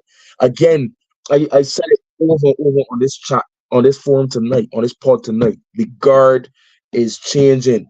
and these young boys letting the old guards know again. KD is 34, 35. Yeah. You know what I mean? Booker now got a chart. He went to the finals. So he got to be the man to pick up them sons and say, hey, KD, here we're going on. Use the X factor. I is the man on this team. Yeah, this is my team. And tell the organization, get me some pieces. Even if you go to the G League and pay men 10-day contracts, get some pieces around me. Because see that boy in Minnesota, he is no joke. No, absolutely. And they're letting him lead. He's 22, but they're going with him. Like Ant-Man's kind of gone to this level, and the rest of the team have gone with him, haven't they? They've gone up to and it's I don't think anybody saw it coming. Anybody who said it was going to be a sweep, I didn't hear anybody mention about a sweep, mate, in this one. So, but full credit to Wolves. They were fantastic, and we did our best to try and not get swept. But again, Ant-Man just took the game over. 5 minutes left. It was a tight game. He was like, "Yeah, no, that's enough. Yeah, it is enough. Get your tickets ready to Jordan's Cancun services, mate. Holiday services. Punch your tickets. It's like Ant-Man was like, wait, we in Phoenix, yes. Y'all, Jordan got your bags outside, you know. Your bags outside. Your bags are already packed, mate. Like, your bags the airport, bro. Like, get the sunscreen. Get the sunscreen. Get the sunscreen, man. Unreal, bro. Unreal. And that note, today is 29 years. 29 years since this fabulousness, the greatest basketball shoe by the greatest player ever, you know, has dropped 29 years ago. So on that Ant-Man note, and I'm gonna get my Ant-Man ones. I'm gonna get them. Don't worry. Oh, I have some en route, my friend. I have some en route, sir. Yes, I do. Same. Yeah, I was gonna buy them for the All-Star game because I like the All-Star color, but they didn't have my size. They didn't have my size. But yep. He's still 22, mate. It just boggles the mind. He's 22. Like this guy. When Mike retired, I knew I was going Kobe. Had to wait a couple of years. Is this your guy? When Kobe retired, I've been bouncing around. When he got drafted, I was like, I love a two guard. You know, we've had this conversation. I love a two guard, two-way player. Thinking as he started developing, I was like, nah, man, is that guy. Man, is that. But no, for sure, for sure. And even more of a shock, bro. The Wolves have just transitioned straight into round 2 and punked the defending champs 2 games at home for the Nuggets, and Wolves have just smacked them, bro, in the mouth. In Denver. In Denver. So them man walk into Denver yet in the playoffs. Them man walk into Denver and tell Denver, this mile high thing. We from Minnesota. We know what it's like to be cold. Come. This ain't LA. This ain't LA. No. Yeah. I'm loving it. People are making the case, Murray's not healthy. He looked all right last night to me. I just think the Wolves were just suffocating him on defense, mate. He was healthy. He was healthy when he was beating the brakes off of LA, though. He was healthy then. Yeah. I think he was questionable for one of the games, but he's still out there. He didn't look like he was hampered to me last night. He looked fine to me. I just think the Wolves are just suffocating him. Like the defense from McDaniels and Alexander Walker, just unbelievable. This is going back to our era, bro. Now we're talking like this is it. That's why I love it. That's why I love these Wolves. These Wolves, honestly, it's like, nah, we can combine, and they're actually shooting the ball relatively well as well. Kudos to Mike Conley's leadership too. When Mike Conley got calm down the game, all right, let me settle this game here now. Yeah. Like there was a moment where Mike Malone sent bigger bodies at man. Mm-hmm. And Mike Conley, it was literally evident game 2. Mike Conley then ran, instead of running the pick and rolls through Cat, he was like, all right, I'm gonna stop Ant-Man from bringing the ball, because Ant-Man will usually bring the ball and then give Conley and then run the plays and so on and so forth most of the time. Mm-hmm. Mike Conley was like, all right, nah, I can run the ball now. And then screen off. Next thing you know, they got Ant-Man cutting back door. And then if they lose the ball, McDaniel's picking up Jamal Murray from mid-court is phenomenal. Almost full court, bro. As soon as he catches the ball, Murray, he's just there. And you could see Murray. He was getting he lost his head, didn't he? Like, I think the whole Denver team did. Well, Michael Malone lost his head because he's screaming at the ref, isn't he? That's in the first quarter of game 2. Like he wanted an offensive foul on Ant-Man, and he's just shouting at the ref. How he didn't get a tech, I don't know. And then Murray threw a heat pack onto the court at some point during the game. And Denver. I thought it was a fan that threw the heat pack. No, it was Murray. But then it was Yeah. I don't think they knew at the time who'd done it, but I think who had done it and things. But might get in some trouble for that. Denver are all out of sync, bro. Denver don't know what to do. And they're going to the Twin Cities for game 3 or 4. We're not heading for another sweep again, bro. Are we? I don't see it. Because they are the defending champs. And I believe they're going to get at least one of them games. But let me tell you something. If they don't return the favor to Minnesota, and Minnesota go back to Denver 3-1 up, this series over in 6 at best. Mm. This series is over in 6 at best. Yeah. I had Nuggets winning in 7 before this series started. Obviously, that doesn't look great now. But before the series started on Saturday, I thought Nuggets in 7. I thought that was the. That's a good call. That's a good call. They need that now. I think it was, I don't know, maybe PTSD from being shellacked by them in the last round. I was like, mate, these boys are something. I feel a lot better now about the Suns than they did a week ago. I'll tell you that much. I was like, actually, are we actually good? I'm not sure because you're like, okay, well, maybe we're not that bad. If they're doing this to the defending champs, maybe we're not that bad. Because a week after we got swept, mate, there was some dark days, mate. There was some dark days, bro. I'll be honest. Yeah, man. It was tough out there. But, I feel a lot better now than I did a few days ago, mate. That's for sure. Because Denver are on the wrong side of it as well now. So now people are like, Timberwolves, instead of all the Suns, give Timberwolves all the credit, bro. Give them all the credit. They've won these 2 games with Chris Finch sitting on the bench because he can't stand up. Because he's had knee surgery. Because Mike ran into him after game 4 of the Suns series. So Finch is just sitting there, just watching it all go down. Humble, He was getting emotional. He almost jumped up in game 2, end of the 3rd quarter. When it was getting tight, and I think Cat had an iron one or something like that, and he went to jump up, and the other coach was like, "Hey, what are you doing?" You know what I mean? The coach sitting next to him, that's his sole job. Don't let Chris Finch get out that seat. Do not let him stand. But I didn't want to get too hyped. They've been great. Too hyped because of my love for Ant-Man, and he's probably between him and Piggy Bank right now are my 2 favorite players in the league. Obviously, you know my love for Zeus. So don't forget about your boy Zeus, bro. No, never. Zeus is that guy. You know what I'm saying? But it's been Zeus, Ant, Piggy. It's now Ant, Zeus, Piggy.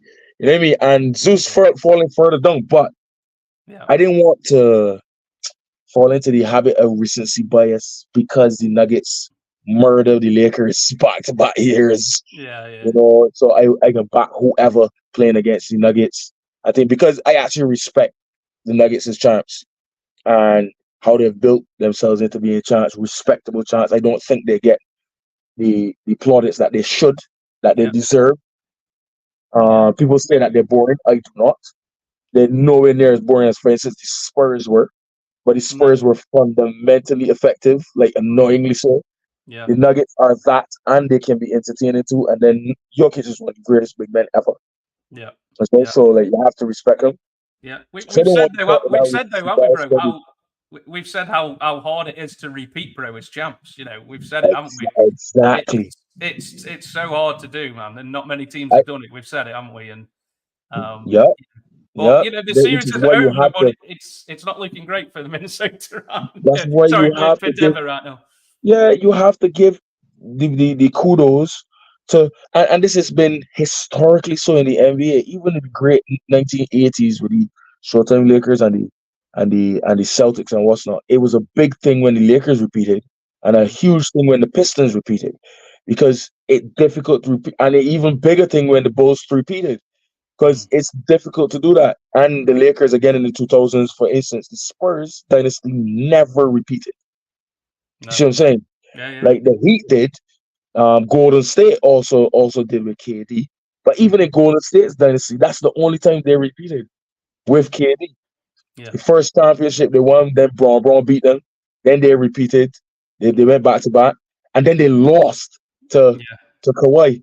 And then, yes, injuries and blah, blah, blah, blah, blah, blah, blah. Yeah, they get back to the finals and what's not. But then look, since like you had the Bucks, didn't repeat. The same Warriors didn't repeat. The Lakers didn't repeat. Couldn't repeat, like, and not even get back to the finals. These are teams that didn't even get back to the finals. So Denver up a hill, right? They're facing a hill. Yeah. Even though they're defending champs. 2-0 down. Yeah. Come on, man. It's been a while since we've had some adversity, bro. So we'll see what the champs are made of, mate, won't we? Game 3. We will. Pivotal game 3. Like you say, if Wolves win game 3, it's a wrap, isn't it? I think. 100%. Yeah. 100%. So a must win. We always talk about must wins, but must win game 3 for Denver for sure, isn't it? And we didn't even say last night they didn't have Gobert, did they? He didn't play game 2, and they still went in there and took Denver's heart, mate. Naz Reid. Naz Reid looks like it was the right choice, winning 6th man of the year. I had him as 6th man personally. Not for me. Yeah, I think there was some good candidates this year, wasn't there, to be fair? But and it's not. He was a good candidate. He was a good candidate, but not for me. For me, it was Bobby Portis. Yeah, another good choice, bro. Could have been either of them, to be fair. I need to give you your flowers though. When we were talking MVP, your outside candidate was Ant-Man. I'll never forget that. Yeah, your outside candidate So Ant-Man mentality is weird. Y'all talking. My Timberwolves been top of this league, up at the top the whole year, and y'all talking about Zeus and the Joker and SGA and and Luka and Tatum and got me after all that. Okay, watch this. Mate, he said that KD was his idol, and I think, man, this is how you treat your idols. What do you do against people you don't like, mate? You know what I mean? Does that not sound like Kobe Bean Bryant? Yes. Does that not sound like Michael Jordan? That killer thing, that killer mentality, mate. Yeah, 100%. Yeah, man. You come in. I remember when if persons want to go back and not to hold it too much longer, if persons want to go back and watch YouTube a rookie Michael Jordan, being asked by a journalist, they say that you're the next Dr. J. What would you say that? He was like, all due respect to the doctor.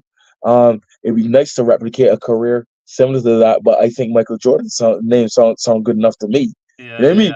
Like when they asked Ant-Man, you think Mike could guard you? He was like, hell nah. I love that. Yeah, but still, you know who you're playing against. When Mike went into the game, Dr. J was at the end of his career.